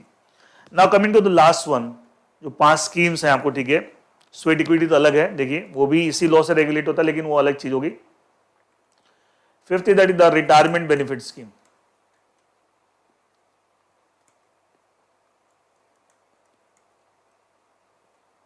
Retirement benefit scheme, RBS. Again ये भी जनरल एम्प्लॉय बेनिफिट स्कीम जैसे ही, लेकिन थोड़ा फर्क है, वो जनरल आप जब एम्प्लॉयमेंट में हैं तो medical benefit, health benefit in case of death and all, ये रिटायरमेंट से रिलेटेड है। अच्छा, रिटायरमेंट से रिलेटेड हम लॉ की बात करें, मान लीजिए कंपनी एक्स लिमिटेड, इसके जो एम्प्लॉयज हैं as per provident fund act after they, क्या रेगुलर बेसिस पे क्या इस कंपनी को एज एन एम्प्लॉयर क्या एम्प्लॉयर कंट्रीब्यूशन देना पड़ता है इन द, और अल्टीमेटली वो सारा पैसा इकट्ठा होकर रिटायरमेंट का एम्प्लॉय को मिल जाएगा। एम्प्लॉय का कंट्रीब्यूशन भी, बट एम्प्लॉयर को कंट्रीब्यूशन भी देना पड़ता है। अच्छा, एक जो है पेमेंट ऑफ ग्रेचुटी एक्ट पढ़ते हैं, प्रोविडेंट फंड ग्रेचुटी, क्या अगर किसी ने 5 साल कंटिन्यूअस सर्विस रही उसके बाद अगर वो जॉब से रिटायर होता है ऑल दैट, क्या उस समय एम्प्लॉयर को ग्रेचुटी पे करनी पड़ती है? तो उसके लिए अल्टीमेटली ग्रेचुटी पे कर रहे हैं या पीएफ में आप कंट्रीब्यूशन कर रहे हैं एज ए एम्प्लॉयर, तो अल्टीमेटली क्या as a employer cash outflow है। एक तो जो ट्रेडिशनल तरीका आप जैसे करते हैं वैसे आप कर सकते हैं, कोई मना नहीं है वैसे कि आप कैश आउटफ्लो कर दीजिए आप, ठीक है, PF contribution by the employer gratuity, लेकिन एक तरीका है कि आप एक स्कीम बना लीजिए, स्कीम में आप रिटायरमेंट बेनिफिट स्कीम, देखो सब रिटायरमेंट रिलेटेड, पीएफ में भी जो कंट्रीब्यूट करे अल्टीमेटली पीएफ का पैसा क्यों मिलता है after the retirement of the employee, तो आप एक रिटायरमेंट बेनिफिट स्कीम, उस स्कीम के अंदर कंपनी अपने सर्टेन शेयर अलॉट कर सकती है कि साहब ये जब भी हमें ये सब देना है तो शेयर के जो रेट बढ़ेंगे या शेयर जो बेचेंगे उससे जो पैसा आएगा ये बेनिफिट देना है तो हम उससे देंगे, ठीक है, तो शेयर बेस्ड बेनिफिट हो गया, रिटायरमेंट से रिलेटेड है, इसे नाम क्या हो गया, बिकॉज सारी all these 5 schemes are based on shares, retirement benefit scheme. And यहाँ भी शेयर किसके इन्वॉल्व हुए, कंपनी के या इसकी लिस्टेड होल्डिंग कंपनी के, या इसके लिस्टेड होल्डिंग कंपनी के, जैसे जनरल एम्प्लॉय बेनिफिट स्कीम में था। देखिए लिखा रिटायरमेंट बेनिफिट स्कीम और RBS means a scheme of a company framed in accordance with these regulation, this SEBI regulation, dealing in shares of the company, आपकी company के share और shares of the listed holding company for providing retirement benefit like PF gratuity of the employee subject to compliance with existing rules and regulations as applicable under laws relevant to retirement benefits in India। आगे ना law, और वो कौन से है, provident fund act है, gratuity act है, उसका ध्यान रहे, उनको भी साथ में कंप्लायंस करना पड़ेगा, मतलब उस लॉ के अकॉर्डिंगली आपकी जो ऑब्लिगेशंस हैं आप इस तरह की स्कीम बना के भी आप उसको कंप्लाई कर सकते हैं। बट अगेन ऐसा नहीं कि स्कीम्स वो बनाना जरूरी है, स्कीम्स फॉलो करना मैंडेटरी, ऐसा नहीं, बट एक तरीका दे कि इस तरीके से आप कर सकते हैं, इस तरीके से आप कर सकते हैं। इनमें कोई भी स्कीम मैंडेटरी नहीं है किसी भी लिस्टेड कंपनी के लिए, वो आपकी मर्जी है कि आप उसको फॉलो करना चाहें नहीं करना चाहें आपकी, तो लेकिन हर एक स्कीम का एक कंसेप्ट है, किस तरीके से ऑपरेट करती है, थोड़ा सा ब्रीफली आपको मैंने बता दिया। तो इस तरीके से मैंने बताया the purpose of this law made by SEBI share based employee benefits and sweat equity regulation 2021 to regulate the 5 type scheme which can be launched by a company for the benefit of employee and every such scheme is share based, ठीक है, तो वो 5 scheme के बारे में मैंने briefly बता दिया। एंड दूसरा इस लॉ का purpose to regulate the sweat equity share, तो स्वेट इक्विटी क्या होता है, देखिए ये तो हम कंपनी लॉ वगैरह में पढ़ते हैं, is a sweat equity means at defined under section 2 clause 88 of companies act, and section 2 clause 88 company में क्या स्वेट इक्विटी डेफिनेशन रखी है, स्वेट इक्विटी आप सब जानते हैं, sweat equity means equity shares issued by a company to whom, to its directors or employees। Company अपने director employ को इक्विटी से इशू करती, क्यों कैसे करती है, डिस्काउंट पे, और for consideration other than cash, cash नहीं देना आपको, काइंड में आप कंसिडरेशन देते हैं। कंपनी ऐसा बेनिफिट अपने एम्प्लॉय या डायरेक्टर क्यों दे रही है, तो वो एम्प्लॉय डायरेक्टर ने कंपनी को क्या दिया है, या तो आपको कोई नो हाउ दिया है, कोई टेक्नोलॉजी दी है, या उस एम्प्लॉय डायरेक्टर ने कंपनी को क्या दिए, कोई rights in the nature of IPR, intellectual property right, मान लीजिए डायरेक्टर एम्प्लॉय का कोई कॉपीराइट है, पेटेंट है, उसने कंपनी को प्रोवाइड किया, या और किसी तरीके से वैल्यू एडिशन की company by what ever name called. तो अगर इस तरह की चीजें कंपनी के किसी डायरेक्टर एम्प्लॉय ने बेनिफिट दिया है कंपनी को, तो कंपनी बदले में से कंपनसेट करने के लिए इक्विटी शेयर इशू कर सकती है एट ए डिस्काउंट और for consideration, and those equity share in this context are called sweat equity share. So ये भी एक लिस्टेड कंपनी जब स्वेट इक्विटी शेयर इशू करे तो कंपनी जगह सेक्शन 50, ये तो डेफिनेशन है, कंपनी जगह में जानते हैं सेक्शन 54 और कंपनी जगह regulate the sweat equity share. तो सेक्शन कंपनी जगह सभी कंपनी लगता है, चाहे लिस्टेड कंपनी चाहे अनलिस्टेड कंपनी। तो अगर एक unlisted company sweat equity share issue करती है, it is only govern by company act section 54। But अगर एक listed company sweat equity share issue करेगी तो कंपनी का सेक्शन 54 तो लगेगा। साथ में इस रेगुलेशन जो आज हमने स्टार्ट किया है, SEBI share based employee benefits and sweat equity regulation 2021, इसमें जो स्वेट इक्विटी से रिलेटेड जो प्रोविजंस हैं, क्या वो भी उस कंपनी को फॉलो करें, because purpose of this law is to regulate these schemes and also regulate the issue of sweat equity share by listed company। तो इस तरीके से मैंने सारे टर्मिनोलॉजी आपको मैंने बता दी, जो टर्मिनोलॉजी से रिलेटेड पूरा लॉ बना हुआ है, all kinds of schemes and the sweat equity share. Now coming to applicability, वो तो हम पहले ही बता चुके हैं।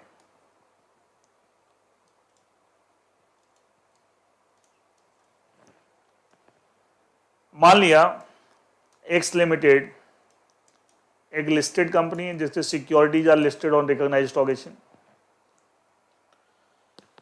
If this company plans to issue the sweat equity shares और it plans to launch any scheme, scheme कहते हैं एनी ऑफ द 5 स्कीम्स। वो स्कीम्स में, और स्कीम का कंसेप्ट तो बता दिया, अब स्कीम के क्या कैरेक्टरिस्टिक होनी चाहिए। अगर एक लिस्टेड कंपनी है, इट इज, तब ये लॉ लगेगा। If a listed company is there and it plans to issue sweat equity share, this law will apply. SEBI share based employee benefit sweat equity regulation, इसके अंदर जो प्रोविजन जो जिस scheme से रिलेटेड है वो प्रोविजन लगेंगे, ठीक है। या this company plans to launch a scheme. अब स्कीम के कैसे स्कीम, देखिए scheme satisfying the any of the sorry 3 conditions. कौन कौन सी 3 कंडीशन, देखिए पहला फॉर द डायरेक्टली और इनडायरेक्टली बेनिफिट ऑफ एम्प्लॉइज, और 5 तरह की स्कीम मैंने बताया था अभी आपको। Second, the scheme is involving और dealing in shares of the company, वो मैंने बताया था। तीसरा, एनी ऑफ द 3 कंडीशन, तीसरे के अंदर 3 कंडीशन रखी, any of the 3 condition must be satisfied. 1, the scheme is set up by the company और any of the company in its group company. Scheme is funded by और guaranteed by. अच्छा, हर scheme में company पैसा लगाएगी या company अपने share लगाएगी या कोई और लगाएगा, उसे गारंटी आप दे रहे हैं। Funded guaranteed by the company और group company of the company, जो कंपनी स्कीम लॉन्च करे वो खुद कंपनी का पैसा लगेगा, फंडेड बाय, और उसकी कोई group company. And the scheme is manage and controlled by company और any the company in group company. बस तीनों में से दिस और दिस और दिस, एंड ये एंड इसका मतलब क्या है, कंपनी को स्कीम लॉन्च कर listed company for the direct indirect benefit of employee involving the shares and each of the 3 conditions satisfied, the scheme is set up by the company और any group company, company is funded और guaranteed by the company और group company, और company manage और country. इन तीनों में से एक condition, and first condition and second condition और थर्ड में any of the 3 condition fulfil हो रही है in respect the scheme launch by listed company, then this regulation will apply. And अगर कोई लिस्टेड कंपनी है and issuing the sweat equity share, again this regulation, जो मैंने पहले बता दिया। अच्छा, एक बात और देखिए इसके अंदर, जब भी company sweat equity share issue करेगी या इन 5 में से कोई भी scheme satisfying the 3 condition, first second and third में, तीनों में से एक कंडीशन फुलफिल हो रही है, तो क्या कंपनी जब शेयर इशू करेगी तो वो, आप जानते हैं इशू कंपनी जगह सेक्शन 23 पढ़ते हैं, कंपनी जब शेयर इशू करती है तो पब्लिक इशू होता है, राइट इशू होता है, या बोनस इशू होता है, या प्राइवेट प्लेसमेंट होता है, ठीक है। अच्छा, लेकिन ये पब्लिक इशू भी नहीं है, राइट इशू भी नहीं है, बोनस इशू भी नहीं है, प्राइवेट। अच्छा, one of the types of private placement होता है preferential allotment, section 62 subsection 1 clause C, preferential allotment, ठीक है। तो एक तरह से प्रेफरेंशियल अलॉटमेंट हो रहा है कि कंपनी नया शेयर इशू करी किसको, अपने एम्प्लॉयज को, या यहाँ पे एम्प्लॉय या डायरेक्टर को, या एम्प्लॉय के बेनिफिट के लिए अंडर द स्कीम। तो देखा जाए ये क्या है, इट्स प्रेफरेंशियल अलॉटमेंट। अच्छा, लिस्टेड कंपनी है तो एक लिस्टेड कंपनी जब प्रेफरेंशियल अलॉटमेंट करती है, तो आपने सेबी आईसीडीआर रेगुलेशन 2018 पढ़ा, क्या उसमें प्रेफरेंशियल अलॉटमेंट को रेगुलेट करने के लिए सेबी आईसीडीआर रेगुलेशन 2018 में प्रोविजन बना रखे। लेकिन लॉ बोलता अगर आप इस स्कीम, इस लॉ के accordingly SEBI share based employee benefits and sweat equity regulation 2021 उसके अकॉर्डिंगली अगर स्वेट इक्विटी शेयर इशू कर रहे हैं उस स्कीम को कंप्लाई करते हुए या स्कीम्स लॉन्च करें फॉर सेटिस्फाइंग दिस कंडीशन, तब उस केस में आप एक लॉ तो फॉलो करें, ये भी सेबी का बनाया हुआ है। देन इन दैट केस जो सेबी आईसीडीआर रेगुलेशन 2018 में प्रेफरेंशियल अलॉटमेंट से रिलेटेड जो प्रोविजन वहां पे अप्लाई नहीं होगा, अप्लाई नहीं होंगे अनलेस एक्सप्रेसली प्रोवाइडेड अदरवाइज। अगर कहीं पे एक्सप्रेसली लिखा नहीं साथ में वो भी कंप्लाई करना in addition to this law तो अलग बात है। जनरल रूल ये कि आप इस रेगुलेशन के अकॉर्डिंगली कर रहे हैं तो 62(1)(c) कंपनी एक्ट का हिसाब से और सेबी आईसीडीआर रेगुलेशन 2018 के प्रेफरेंशियल अलॉटमेंट के प्रोविजन अट्रैक्ट हो रहे हैं, बट आपसे एग्जाम्पशन मिल जाएगी बिकॉज आप ऑलरेडी एक लॉ के अकॉर्डिंगली रेगुलेट हो रहे हैं।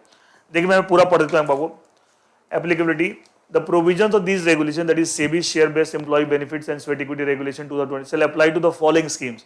वही 5 और 7 लास्ट में sweat equity share, employee stock पर option scheme, stock purchase scheme, ESP OS ESPS, SAR scheme, stock appreciation right scheme, general employee benefit scheme, retirement benefit scheme and sweat equity share. आ गया। The provisions of these regulation shall apply to any company, कौन सी company apply होगा whose shares are listed on recognized मतलब in India listed Indian listed company है and who seeks to issue sweat equity shares। अगर आप sweat equity और has a scheme, या तो sweat equity वाला केस है तो ये हो गया, या और हैज ए स्कीम, कैसे scheme, satisfying the 3 condition for the direct indirect benefit of employee and involving dealing on subscribing to or purchasing security of the company directly indirectly and satisfying directly indirectly any of the following condition, तीनों में से एक condition। The scheme is set up by the company or any of the companies group, group company, the scheme is funded or guaranteed by the company or in the company group, or the scheme satisfying in the scheme is controlled and managed by the company or in the company's group। ये तो applicability होगी। Last में एक बार लिखा हुआ है, it may be noted provision pertaining to preferential issue specified in SEBI ICDR regulation 2018 जो आपने पढ़ा है, shall not be applicable in case of company issuing new shares in pursuance and compliance of these regulation। जो regulation अभी हम पढ़ रहे हैं SEBI share based employee benefit and sweat equity regulation 2020, इसके अकॉर्डिंगली कंपनी जब नए शेयर इशू कर रही है, ठीक है, तो उस केस में भले ये भी आपको प्रेफरेंशियल अलॉटमेंट है, प्रेफरेंशियल इशू है, बट आपको क्योंकि इस लॉ को आप फॉलो कर ही रहे हैं, उस केस में सेबी आईसीडीआर रेगुलेशन 2018 में आपको प्रेफरेंशियल इशू को रेगुलेट करने के लिए जो प्रोविजन वो अप्लाई नहीं होंगे। And shall not be applicable in case of company issuing the new share in pursuance and compliance of the regulation, comma except wherever specifically provided for in this regulation। जहां पे अगर expressive mention किया हुआ कि साहब in regulation के साथ साथ में आपको सेबी आईसीडीआर रेगुलेशन भी फॉलो करना तो अलग बात है। जनरल रूल है कि साहब आप इसके अकॉर्डिंगली कर रहे हैं तो आप सेबी आईसीडीआर रेगुलेशन में जो प्रेफरेंशियल इशू रिलेटेड जो प्रोविजन है उसको आपको कंप्लाई करनी होती है, उससे आप एग्जेम्प्टेड हैं, वो आप पे अप्लाई नहीं होंगे।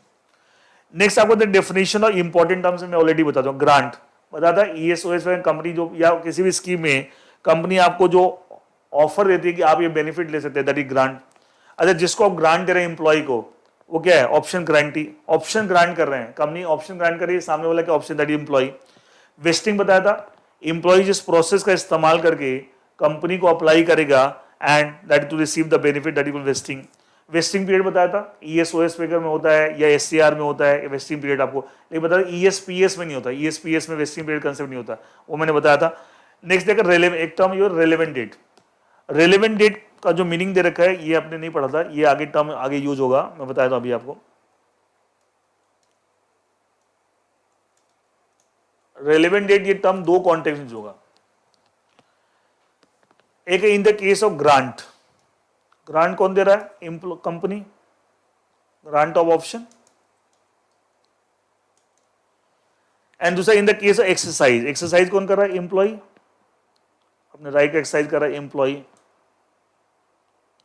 तो ग्रांट टर्म यूज हो रहा है किसके, इन द कॉन्टेक्ट कंपनी, और exercise term in the context of employee. तो बोला इस कॉन्टेक्स्ट में रेलेवेंट डेट का मतलब क्या होगा, बोला the date of meeting of compensation committee of directors. अभी आप इसके बारे में पढ़ेंगे, एक कंपनी एक कंपनसेशन कमिटी ऑफ डायरेक्टर बनाती है, और इस कमिटी की जिस दिन मीटिंग हुई वो डेट जिसमें वो ऑप्शन ग्रांट करते हैं, that date is called as the relevant date. That जिस मीटिंग में ये ऑप्शन ग्रांट करेंगे, ये कंपनसेशन कमिटी कंपनी के बिहाफ पे डिसाइड करे to grant the option to the employee, that date will taken a relevant date. Exercise, जब employee exercise करे अपने राइट का, तो वहां रेलेवेंट डेट का मतलब क्या है, जिस दिन एम्प्लॉय एक्सरसाइज करने का नोटिस देगा, कौन नोटिस दे रहा है? कि मैं अपना राइट एक्सरसाइज कर रहा हूं, employee, date of giving the notice किसको देगा? कंपनी को या ट्रस्ट को। अगर ट्रस्ट के थ्रू स्कीम चले तो ट्रस्ट को देगा, कंपनी डायरेक्टली करे तो कंपनी को देगा। That date of giving the notice by the employee to the company or trust, that date is called as the relevant date. That date is called as the relevant date in the context size. मैं पढ़ता हूँ।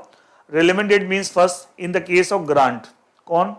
option grant कौन? company. The date of meeting of the company on which the grant is made. जिस meeting में company committee ने grant किया था, offer किया था, that date is called relevant date. In the case of exercise, किसके लिए? employee के लिए। the date on which the notice of exercise, notice exercise कौन दे रहा है? is given to the company or to the trust, company को या ट्रस्ट को by the employee। जिस डेट को ये नोटिस एक्साइज है, that date is called a relevant date. तो ये टर्म कई जगह आगे यूज होगा, तो उसका मतलब क्या है मैंने आपको एक्सप्लेन करता हूं। ये कुछ इंपॉर्टेंट टर्म्स है, उसकी डेफिनेशन मैंने आपको बता दी। नाउ ये इसके साथ आपको ये जो टॉपिक हमने स्टार्ट किया उसका हमने एक बेस बना लिया है, that is the SEBI share based employee benefits and sweat equity regulation 2021, उसका एक बेस हमने बना लिया। अच्छा, अब मैं जो प्रोविजन बताने जा रहा हूं, ये टर्म्स भी जो मैंने बताया था इंपॉर्टेंट टर्म, ये सारे पांचों स्कीम से रिलेटेड थे। उसमें कुछ टर्म जैसे वेस्टिंग पीरियड कंसेप्ट आपको ESPS में नहीं लगता, लेकिन ESOS में लगता है, SCR में लगता है, ठीक है। लेकिन आपको जनरल एम्प्लॉय बेनिफिट स्कीम या रिटायरमेंट बेनिफिट स्कीम वहाँ कंसेप्ट नहीं आएगा। तो ये जो टर्म मैंने भी बताया था आपको 4-5 टर्म, ये सिर्फ 5 स्कीम से रिलेटेड, स्वेट इक्विटी से रिलेटेड नहीं है। तो अभी फिलहाल हम जो पढ़ेंगे, पहले will discuss the important provisions relating to 5 types of schemes। एक बार ये पूरा हो जाएगा, उसके बाद हम फिर स्वेट इक्विटी से रिलेटेड अलग से प्रोविजन पढ़ेंगे। तो पहले हम इंपॉर्टेंट प्रोविजन जो पढ़ रहे हैं, 5 type scheme, ESOS, ESPS, stock operation SAR scheme, general employee benefit scheme GBS and RBS retirement benefit scheme, उसकी खाली बात कर रहे हैं, ठीक है। एंड एक बार ये पूरा हो गया, उसके बाद लास्ट में हम स्वेट इक्विटी के बारे में अलग से बात करेंगे। इसका तब 2 पार्ट बना दिए टॉपिक के। अभी तक जनरल डिस्कशन होता सभी से रिलेटेड आपको, ठीक है, कि साहब ये लॉ क्या है, इसमें क्या क्या बातें हैं, किस पे अप्लाई होता है, इंपॉर्टेंट टर्म्स। अब जो बात करें, पहले स्कीम्स की बात करें, 5 का स्कीम, और उसके बाद उससे रिलेटेड इंपॉर्टेंट प्रोविजन इस रेगुलेशन में जो दे रखे हैं। Then will discuss the important provision given the regulation related to sweat equity. Related to sweat equity last में डिस्कस करेंगे। पहले आपका इंपॉर्टेंट प्रोविजन सबसे पहले आपका है रूट्स ऑफ स्कीम इंप्लीमेंटेशन। मैंने खाली स्कीम्स की बात करें, 5 स्कीम्स।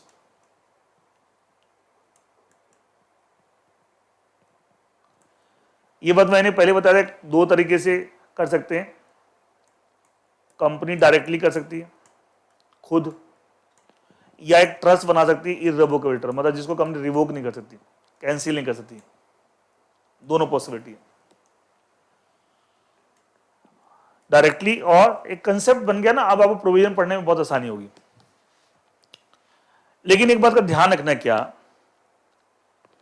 कि सब अगर, अच्छा एक बात अभी आगे आएगी कि साहब जब भी company under any of this 5 schemes अपने एम्प्लॉय को जो ऑप्शन ग्रांट करती है कि आप ये बेनिफिट ले सकते हैं, तो उससे पहले वो scheme has to be, company has to get it approve by the company को। पहले वो scheme before granting the option to the employee, company को स्कीम, जिस स्कीम के अंडर आप ऑप्शन ग्रांट करें to the employee, company has to get the scheme approve by the share holders by way of SR। ये अभी आगे आएगा, ये भी एक रिक्वायरमेंट है under this regulation made by share holder के अप्रूवल चाहिए by way of special resolution. अगर वो स्पेशल रेजोल्यूशन पास करवाया आपने, स्कीम अप्रूव कर, लेकिन नथिंग इज मेंशन कि साहब कंपनी डायरेक्टली करेगी ट्रस्ट के थ्रू, तो इंप्लाइड मतलब डायरेक्टली करेगी, कुछ नहीं मेंशन है। या तो स्पेशली मेंशन कि डायरेक्टली करेगी तभी डायरेक्टली, कुछ नहीं मेंशन तभी डायरेक्टली। लेकिन अगर ट्रस्ट के थ्रू आपको करवाना है, इररिवोकेबल ट्रस्ट, तो उस केस में जब शेयर होल्डर का SR पास होगा फॉर अप्रूविंग द स्कीम, उसमें ये बात अपफ्रंट शुरू में मेंशन होनी चाहिए कि साहब ये स्कीम कंपनी खुद इंप्लीमेंट नहीं करेगी, it will be only through a trust, उसके लिए company will set up a trust.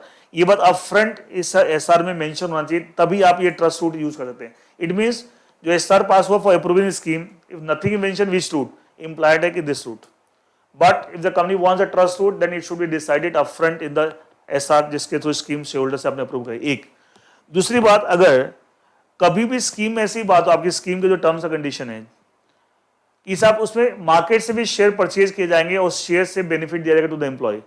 अब सोचिए एक कंपनी एक्स लिमिटेड, क्या वो कंपनी अपने शेयर खुद मार्केट से खरीद सकती है? How can a company hold its own share, its own name? Not possible. हाँ, एक ट्रस्ट तो होल्ड कर सकती है, तो अगर सेकेंडरी एक्विजिशन की बात किसी स्कीम के अंदर है, बता ना, सेकेंडरी मार्केट से परचेज करके, जैसे ESPS में बताया था या और भी जगह, ये मार्केट शेयर खरीद के आपको पब्लिक एम्प्लॉय को ऑफर कर रहे हैं, तो उस केस में सेकेंडरी एक्विजिशन कंपनी खुद अपने शेयर अपने नाम से कैसे खरीदेगी, पॉसिबल नहीं है। तो उस केस में तो मैंडेटरी हो जाएगा, ट्रस्ट रूट के थ्रू करना पड़ेगा, ट्रस्ट रूट के थ्रू ही करना पड़ेगा और कोई ऑप्शन नहीं है। एंड उसमें कंपनी फिर डायरेक्टली नहीं कर सकती, it has to be only through the trust route. अगर सेकेंडरी मार्केट से शेयर खरीदने की बात उसकी में की गई तो वहां ट्रस्ट रूट से करना पड़ेगा, कंपनी डायरेक्टली नहीं कर सकती। अच्छा, अगर कंपनी डायरेक्टली करती है उसका प्रोसेस क्या होगा? कुछ नहीं, मैंने बता दिया, कमिटी पहले कंपनी ने compensation committee of directors, compensation committee के बारे में पढ़ेंगे। Compensation committee will draft the scheme, तैयार करेगी स्कीम की क्या, देन उस स्कीम के अकॉर्डिंगली जो कंपनी तैयार की है उसके हिसाब से एम्प्लॉय को ऑप्शन ग्रांट किया जाएगा, ठीक है, एम्प्लॉय को ऑप्शन ग्रांट किया जाएगा। अच्छा, जब वेस्टिंग पीरियड है, अगर वेस्टिंग पीरियड कंसेप्ट है, सब जगह नहीं होता, जो वेस्टिंग पीरियड वो एक्सपायर हो गया, क्या उसके बाद एम्प्लॉय अपना राइट एक्सरसाइज कर सकता है, he can exercise and can apply to the company for share, and company फिर उसको शेयर इशू कर दे। कंपनी जब जिन्होंने एम्प्लॉय ने एक्सरसाइज किया, कंपनी उनसे पैसे लेगी, exercise price, and will allot the share to the employee. ये तो डायरेक्ट रूट हो गया ये वाला। अगर कंपनी ट्रस्ट रूट में जाती है, कंपनी ट्रस्ट रूट में जाती है, तो उस केस में तरीका क्या होगा? मान लिया कंपनी एक्स लिमिटेड, कंपनी पहले एक इरेवोकेबल ट्रस्ट क्रिएट करेगी। अच्छा, कंपनी पहले उस ट्रस्ट को, ट्रस्ट ने शेयर परचेज करके एम्प्लॉय को बेनिफिट देना है, ट्रस्ट के पैसे है कहां, तो कंपनी इस ट्रस्ट को पहले लोन देगी, इसलिए लोन देगी, उस पैसा आपके पास आ गया, उस पैसे से ट्रस्ट कंपनी से शेयर परचेज कर सकती है अपने नाम में, या सेकेंडरी मार्केट से भी कर सकती है। एंड फिर उसके बाद ये कंपनी अपने इंप्लॉइज को ऑप्शन ग्रांट करेगी और इस लोन का पैसा इस्तेमाल करके ट्रस्ट कंपनी को अप्लाई करता है शेयर पर, तो कंपनी इसको शेयर अलॉट कर देगी ट्रस्ट को, ठीक है। या ये ट्रस्ट इस पैसे का इस्तेमाल करके सेकेंडरी मार्केट, सेकेंडरी एक्विजिशन कर सकते हैं। अब इसका शेयर आगे ट्रस्ट के पास, या तो कंपनी से परचेज कर लिया उसी लोन के पैसे से, या मार्केट से खरीद लिया, और कंपनी इधर एम्प्लॉय को ऑप्शन ग्रांट कर दिया। जब वेस्टिंग पीरियड वगैरह कंसेप्ट अगर है वो पूरा जब हो जाएगा आफ्टर एक्सपायरी ऑफ, नाउ ये एम्प्लॉय एक्सरसाइज करेगा, राइट, ये ट्रस्ट को अप्लाई करेगा and will he pay the exercise price, तो ट्रस्ट वो शेयर इसको दे देगा एम्प्लॉय को, and he will pay the exercise price to the company.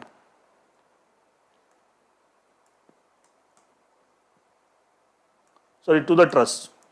Trust इस पैसे का एक्सरसाइज जो पैसा आया इससे लोन रीपे करेगी कंपनी। अब देखो सारा प्रोसेस वापस वैसे हो गया, पहले कंपनी ने लोन दिया था, किस लिए दिया था? ट्रस्ट को। ट्रस्ट रेट किया कि आप इस पैसे से हमारे से शेयर खरीद लो या मार्केट से, ट्रस्ट ने शेयर खरीद लिए, कंपनी ने ऑप्शन क्रिएट कर दिया इन फेवर ऑफ एम्प्लॉय। जब after expiry of vesting period employee जब अपने राइट एक्साइज प्राइस पे करके ट्रस्ट से शेयर खरीद लेगा, ट्रस्ट का पैसा आया, पैसा कंपनी ट्रस्ट का यूज करेगा for repaying the loan, for repaying the loan. तो ये एक्चुअली इस तरीके से प्रोसेस होता है, एक बार पूरा पढ़ देता हूं।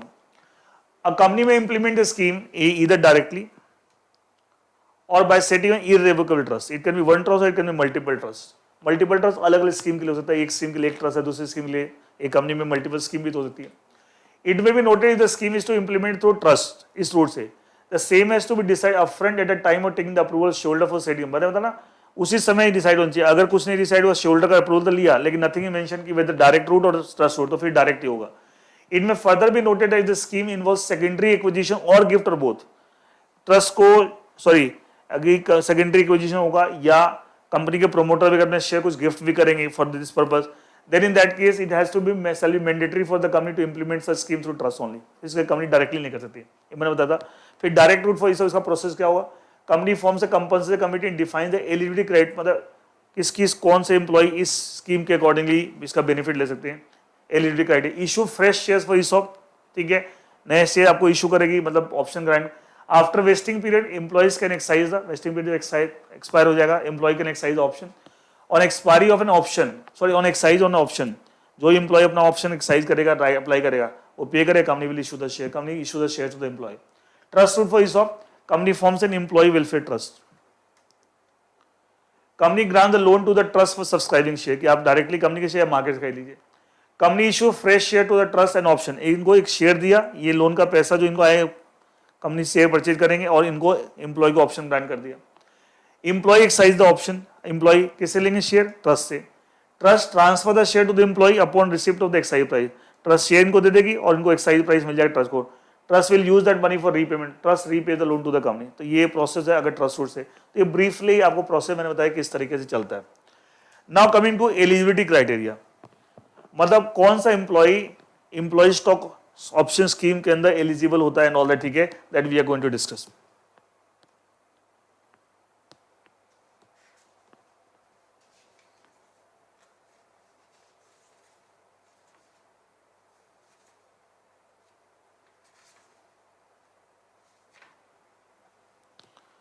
एलिजिबिलिटी क्राइटेरिया देखिए,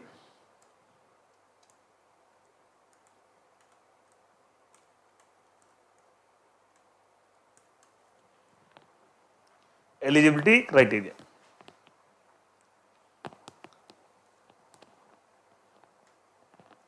मतलब कौन सा एम्प्लॉय एलिजिबल है टू गेट द, ये बोला an employee shall be eligible to participate in the schemes of the company at determined by, इसका मतलब एम्प्लॉय एलिजिबल है to participate in scheme, but employee का मतलब कौन determine, at determined by compensation committee of directors.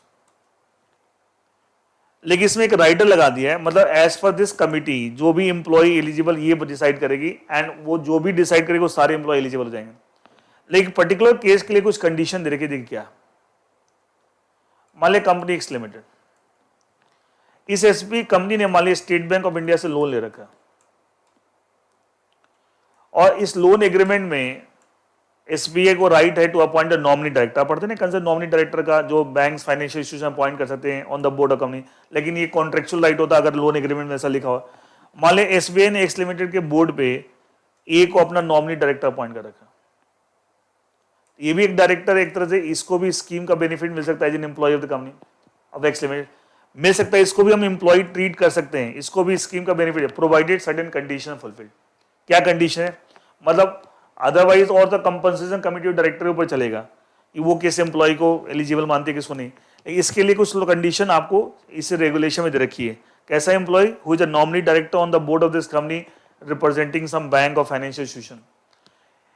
क्या देखिए, पहली condition है there should, first condition, there should be a contract और agreement between this appointing institution and a, there should be a contract between यहाँ पे SBI and a, and उस contract के अंदर बाकी सब चीजें होंगी इंटर एलिया, मतलब अमंग्स अदर थिंग और भी, बट ये चीजें जो चाहिए, फॉलोइंग टर्म्स एंड कंडीशन जो चाहिए, क्या क्या, ए whether the grants made by the company to this employee as a director, वो उसको एक्सेप्ट कर सकता है नहीं कर सकता है, ये बात उसमें लिखी होनी चाहिए इस कॉन्ट्रैक्ट में, तभी वो एक्सेप्ट कर सकता है। अगर लिखा होगा एक्सेप्ट कर सकता है तभी एक्सेप्ट कर सकता है।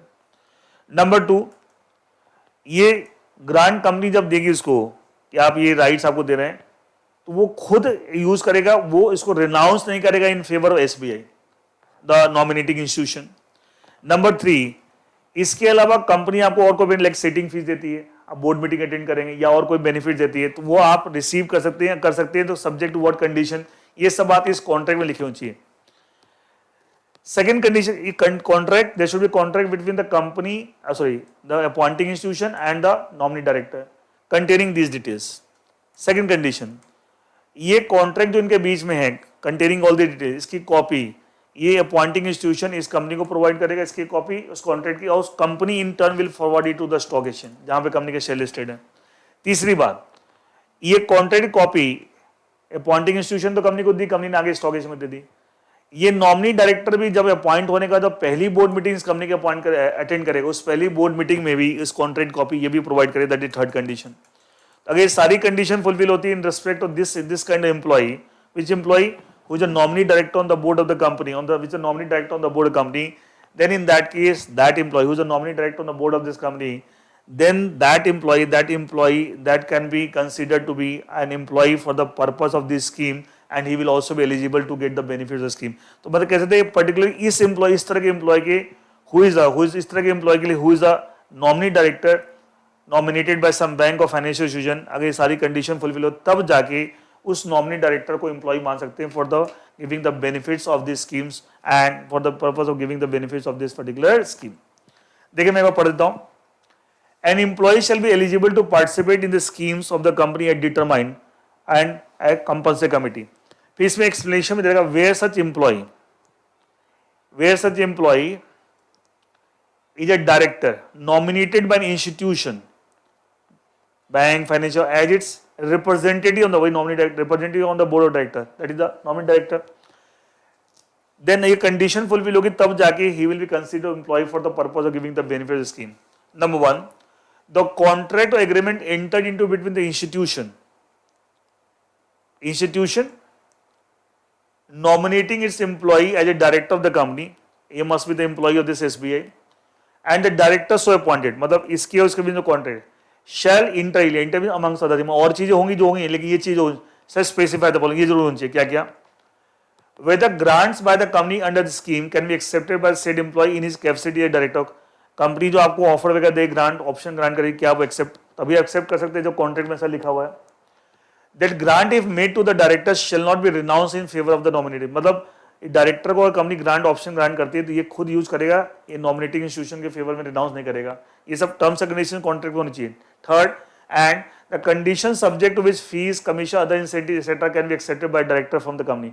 इस कंपनी फ्यूचर में जो आपको इंसेंटिव देगी या कोई सिटिंग फीस देती है तो वो आप रिसीव कर सकते हैं सब्जेक्ट टू व्हाट कंडीशन, ये भी कॉन्ट्रैक्ट में लिखना चाहिए। फिर second condition, the institution nominating its employee director company shall file a copy of this contract with the said company, ठीक है, which shall in turn file the copy with all the stock on which shares are listed. मतलब ये जो contract यहाँ बात की उस contract की कॉपी ये कंपनी को file, company will file to the stock exchange. Third, the director so appointed shall furnish a copy of the contract or agreement, this contract agreement, इसी contract agreement बात करें, at the first board meeting of company attended by him after his nomination। जब यहाँ पे nominate हो गया उसके बाद जो पहली बोर्ड मीटिंग जिसको अटेंड करेगा वहाँ पे कॉन्ट्रैक्ट कॉपी भी प्रोवाइड करेगा, मतलब इंस्टीट्यूशन भी प्रोवाइड करेगा कंपनी को, ये खुद भी प्रोवाइड करेगा। ये तो 2 पॉइंट्स हो गए। और एक कॉन्ट्रैक्ट कैसा होना चाहिए, इसमें ये सारी चीज होनी चाहिए। अगर ये सारी कंडीशन फुलफिल होगी then this kind of director, nominee director can also be considered employee for the purpose of giving the benefits of these schemes to that particular employee, Is that clear?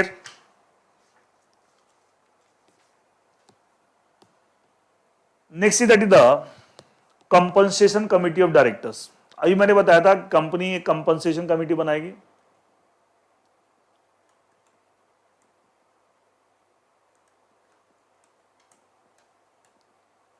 इस compensation committee क्या काम है?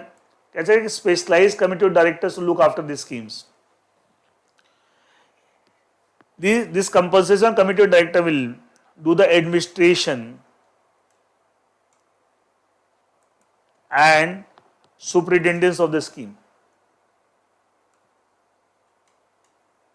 लेकिन अगर trust के through अगर scheme implement हो, बताया ना कंपनी डायरेक्टली कैसे ट्रस्ट, देन ये कमिटी स्कीम्स की सुपरिटेंडेंस का काम जो है, एडमिनिस्ट्रेशन काम है, इसको डेलीगेट कर देंगे खुद ना करके। Now the schemes will be administered by the trust, वो डेलीगेट कर देंगे, committee will delegate this work to the trust, अगर ट्रस्ट के थ्रू हो रहा है। फिर ये बोल रहा है एक कंपनसेशन कमिटी ऑफ डायरेक्टर्स में कितने लोग होंगे? बोले इस कंपनसेशन कमिटी ऑफ डायरेक्टर्स में कंपनी के बोर्ड ऑफ डायरेक्टर्स के वही सारे मेंबर्स होंगे जो आपका regulation 19 of SEBI LODR regulation 2015 में दे रखा है। अच्छा, एलओडीआर रेगुलेशन आप पढ़ते हैं, पढ़ चुके होंगे। रेगुलेशन एंड जो लिस्टिंग एग्रीमेंट वगैरह पढ़ते हैं, ठीक है, एलओडीआर रेगुलेशन, उसमें रेगुलेशन 19 में एक कमिटी का कंसेप्ट देखा, nomination remuneration committee of director, nomination and remuneration committee of directors, ये कंसेप्ट दे रखा है। ये बोल रहा है कि जो nomination remuneration committee director concept दे रखा है regulation 19 of SEBI LODR regulation 2015, उसके अंदर जो जो बोर्ड के मेंबर हैं वही सारे मेंबर्स भी आपको compensation committee of director, concept वही देखिए, रेमुनरेशन क्या है, कंपनसेशन, रेमुनरेशन को हम कंपनसेशन बोलते हैं। आप कंपनी में काम करें बदले में आपको जो जो बेनिफिट मिलता है कंपनसेशन, कई बार रेमुनरेशन पैकेज को लोग कंपनसेशन पैकेज भी बोलते हैं। तो लोग बोलता है जो ये कमिटी का कंसेप्ट दे रखा रेगुलेशन 19 ऑफ सेबी लो, उस कमिटी के अंदर बोर्ड के जो मेंबर्स है वही सारे मेंबर भी इस कंपनसेशन कमिटी ऑफ डायरेक्टर के मेंबर होंगे। अब फिर ये बोला है आप चाहें तो अलग से कमिटी न बना के ये कमिटी आपकी है for the purpose of SEBI LODR regulation, इसी कमिटी को आप नाम दे सकते हैं, इसी का नाम for the purpose of this regulation SEBI share based employee benefit and sweat equity regulation 2021, इसी को आप कंपनसेशन कमेटी भी मान सकते हैं, अलग से कमेटी बनाने के बजाय। तो इसका दो रोल हो जाएगा, एक nomination remuneration committee for the purpose SEBI LODR regulation, और दूसरा हो जाएगा compensation committee for the purpose of this law SEBI share based employee benefits and the sweat equity regulation 2021। It means, और चाहे तो एक अलग से भी कमेटी बना सकते हैं, फिर उस केस में उस कमेटी में भी वही बंदे होंगे जो इस कमेटी के मेंबर है, फिर बोले ये कमेटी क्या करेगी, compulsory committee director, it will formulate a detailed terms and conditions of the scheme, which will also include all the provisions of this law made by SEBI. SEBI ने जो provision दे रखे इस लॉ के अंदर, ठीक है, उसको ध्यान में रखते हुए it will prepare the detailed terms and conditions of the scheme.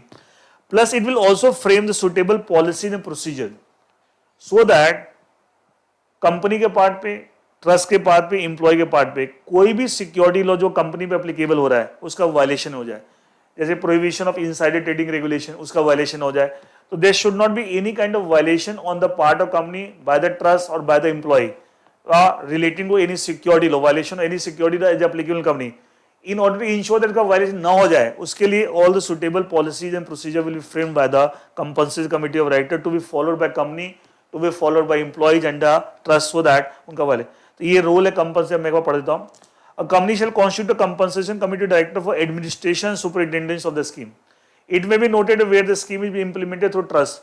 The compensation committee shall delegate the administration, scheme का administration का part delegate किसको, to the trust. फिर खुद administration नहीं करेगी, the trust will do that. The compensation committee shall be a committee of such members of board director of the company as provided under regulation 19 of SEBI LODR regulation 2, और वहां regulation 19 में कौन सा concept है, nomination remuneration committee of director. फिर it may be noted that company may also, may word छूटा हुआ, may लिख लीजिएगा, it may be noted that a company may also opt to designate, it may be noted company may also opt to designate its nomination remuneration committee as a compensation committee, मतलब आप चाहें तो उसी को designate कर सकते हैं अलग से, और अलग से बनाएंगे तो इसके अंदर भी मेंबर वही होंगे जो नॉमिनेशन रेम्युनरेशन कमिटी के अंदर है। The compensation committee shall inter alia formulate amongst other thing, और भी काम करेगी, but formulate detail terms and condition, हर स्कीम्स की डिटेल टर्म्स अगर तैयार करेगी जो in according with this law, which will include the provision specified by SEBI in this regard. SEBI ने कहां स्पेसिफाई कर रखा है, इस लॉ के अंदर, सेबी जो ही पढ़ रहे हैं हम। The compensation committee shall frame the suitable policies and procedures to ensure that there is no violation of security laws as applicable by the trust, by the company and by the employee. सब कुछ मैंने आपको पहले ही बता दिया था, ठीक है, एंड आपको मैं एक बार रीड आउट कर दिया जिससे आपको और क्लैरिटी आपको आ जाए। नेक्स्ट आपको शेयरहोल्डर्स अप्रूवल।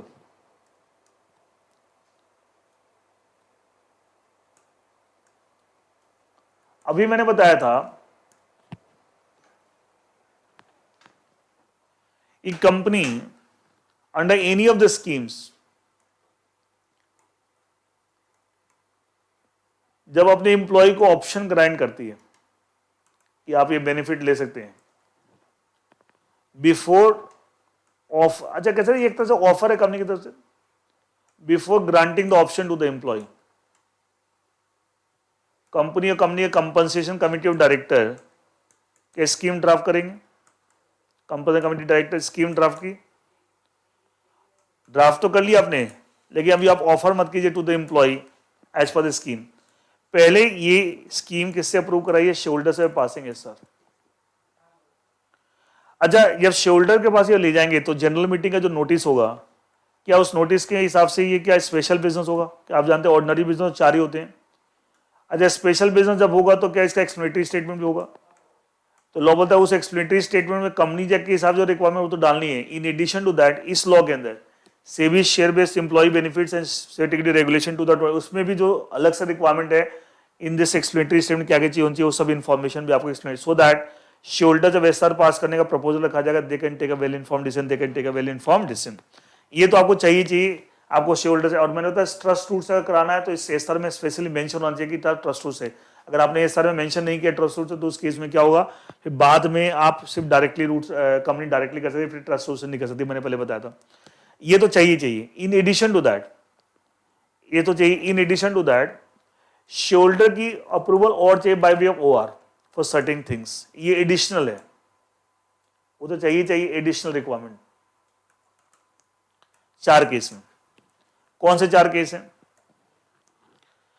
अगर कभी कंपनी सेकेंडरी एक्विजिशन की बात करें, अच्छा सेकेंडरी एक्विजिशन वैसे ही मैंने बताया था कि साहब मार्केट से शेयर खरीदेंगे फॉर द स्कीम, उसमें मैंने बताया सेकेंडरी एक्विजिशन कभी कंपनी डायरेक्टली नहीं कर सकती, उसकी स्कीम हमेशा ट्रस्ट रूट से इंप्लीमेंट होगी, बताया था। अगर ट्रस्ट को सेकेंडरी एक्विजिशन करना है तो उसमें शेयर होल्डर का अलग से अप्रूवल चाहिए बाय पासिंग ओवर। अच्छा उसमें ओआर में शेयर होल्डर लिमिट भी लगा दिया कि लॉ में जो अपर लिमिट है कि सब मैक्सिमम सेकेंडरी एक्विजिशन कितनी कर सकते हैं, मान लीजिए एग्जांपल है 5% कर सकते हैं अकॉर्डिंग टू दिस लॉ, तो उसमें तो लगा सकते हैं 4% कर सकते हैं या 4.5% या 5 या 3 वॉटेवर, वो भी इसमें मेंशन होगी। दूसरा है आपका, एक कंपनी कभी सेकेंडरी एक्विजिशन करना चाहती है, उसके लिए कंपनी को कुछ नए शेयर इशू करने इन द मार्केट, नए शेयर इशू करने इन द मार्केट। क्या उससे कंपनी की कैपिटल एक्सपेंड होगी? मतलब पहले कंपनी नए शेयर मार्केट में इशू करेगी, कैपिटल एक्सपेंड होगी, सो दैट ट्रस्ट जिसके थ्रू स्कीम इंप्लीमेंट हो रही वो सेकेंडरी को करे, तो उस केस में भी शेयर होल्डर की अप्रूवल चाहिए। तीसरा, कंपनी मान लो एक्स लिमिटेड कंपनी ने स्कीम लाई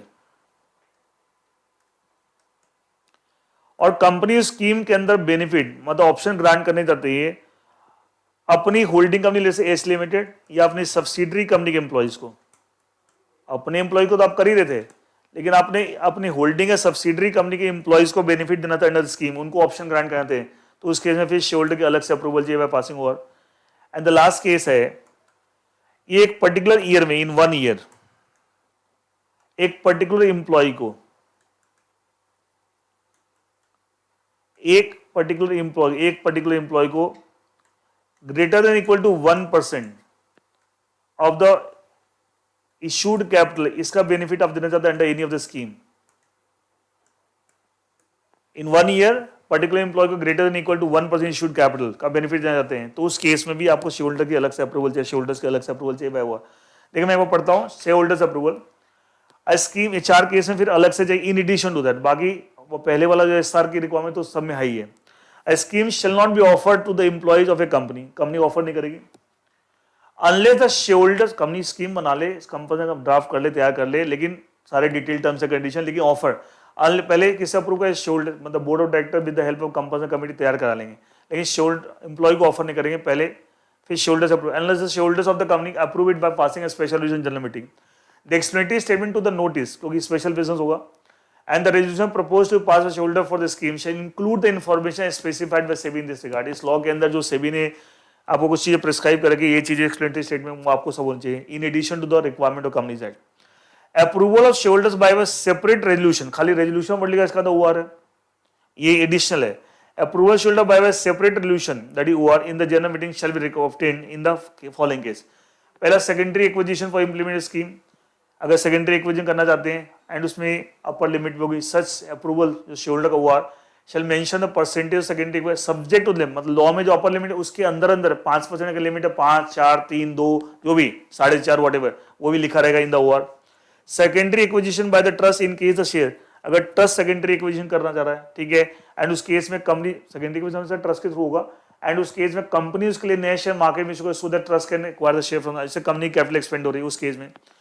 third, grant option SAR stock application right और shares other benefit as the case में भी टू एम्प्लॉयज ऑफ सब्सिडरी और होल्डिंग कंपनी, अपने एम्प्लॉय को नहीं, अपने होल्डिंग उसके अगर बेनिफिट आप देना चाहते हैं तो उस केस उनको ग्रांट ऑप्शन ग्रांट, तो उसके लिए भी शेयर होल्डर का अलग से अप्रूवल चाहिए।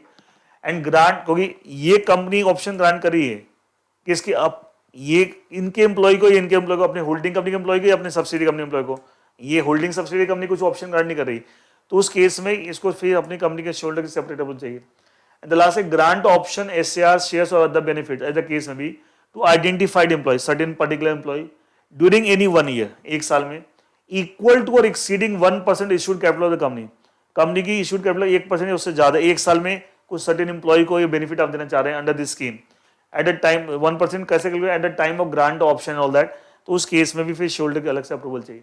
तो ये 4 केस है जिसमें अलग से शेयर होल्डर की अप्रूवल चाहिए in addition to general approval of share holder by passing SR for approving the scheme, then only that scheme the benefit of the scheme can be offered by the company to the employee, and वो तो चाहिए SR वाला। इसके अलावा OR 4 case में in addition चाहिए अलग से आपको in addition to the general requirement of SR for approving the scheme by the share holder, then only company can offer the benefits of the scheme to the employee, benefit of the scheme to the employees।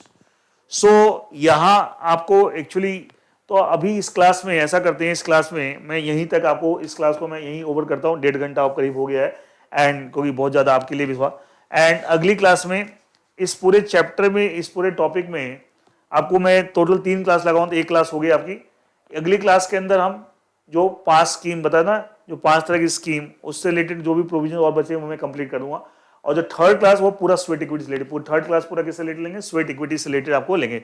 तो पहली class अभी जो आज हुई उसके अंदर थोड़ा general पूरा कंसेप्ट समझाया, पूरा रेगुलेशन क्या स्टार्ट हुआ, शुरू में कुछ चीजें कॉमन चली relating 5 schemes as sweat equity, and अब जो हम पढ़ रहे हैं ओनली रिलेटिंग 5 स्कीम्स, ठीक है। अगली क्लास में भी जो होगी सिर्फ स्कीम्स 5 स्कीम्स रिलेटेड बात करेंगे, एंड लास्ट क्लास जो थर्ड क्लास होगी उसमें सिर्फ स्वेट इक्विटी से रिलेटेड बात करेंगे। इस तरीके से टोटल 3 क्लासेस के अंदर ये ओवरऑल पूरा आपका topic SEBI share based employee benefits and sweat equity regulation 2021 जो नया रेगुलेशन आया वो कंप्लीट हो जाएगा। सो इस क्लास के लिए इतना ही, थैंक यू।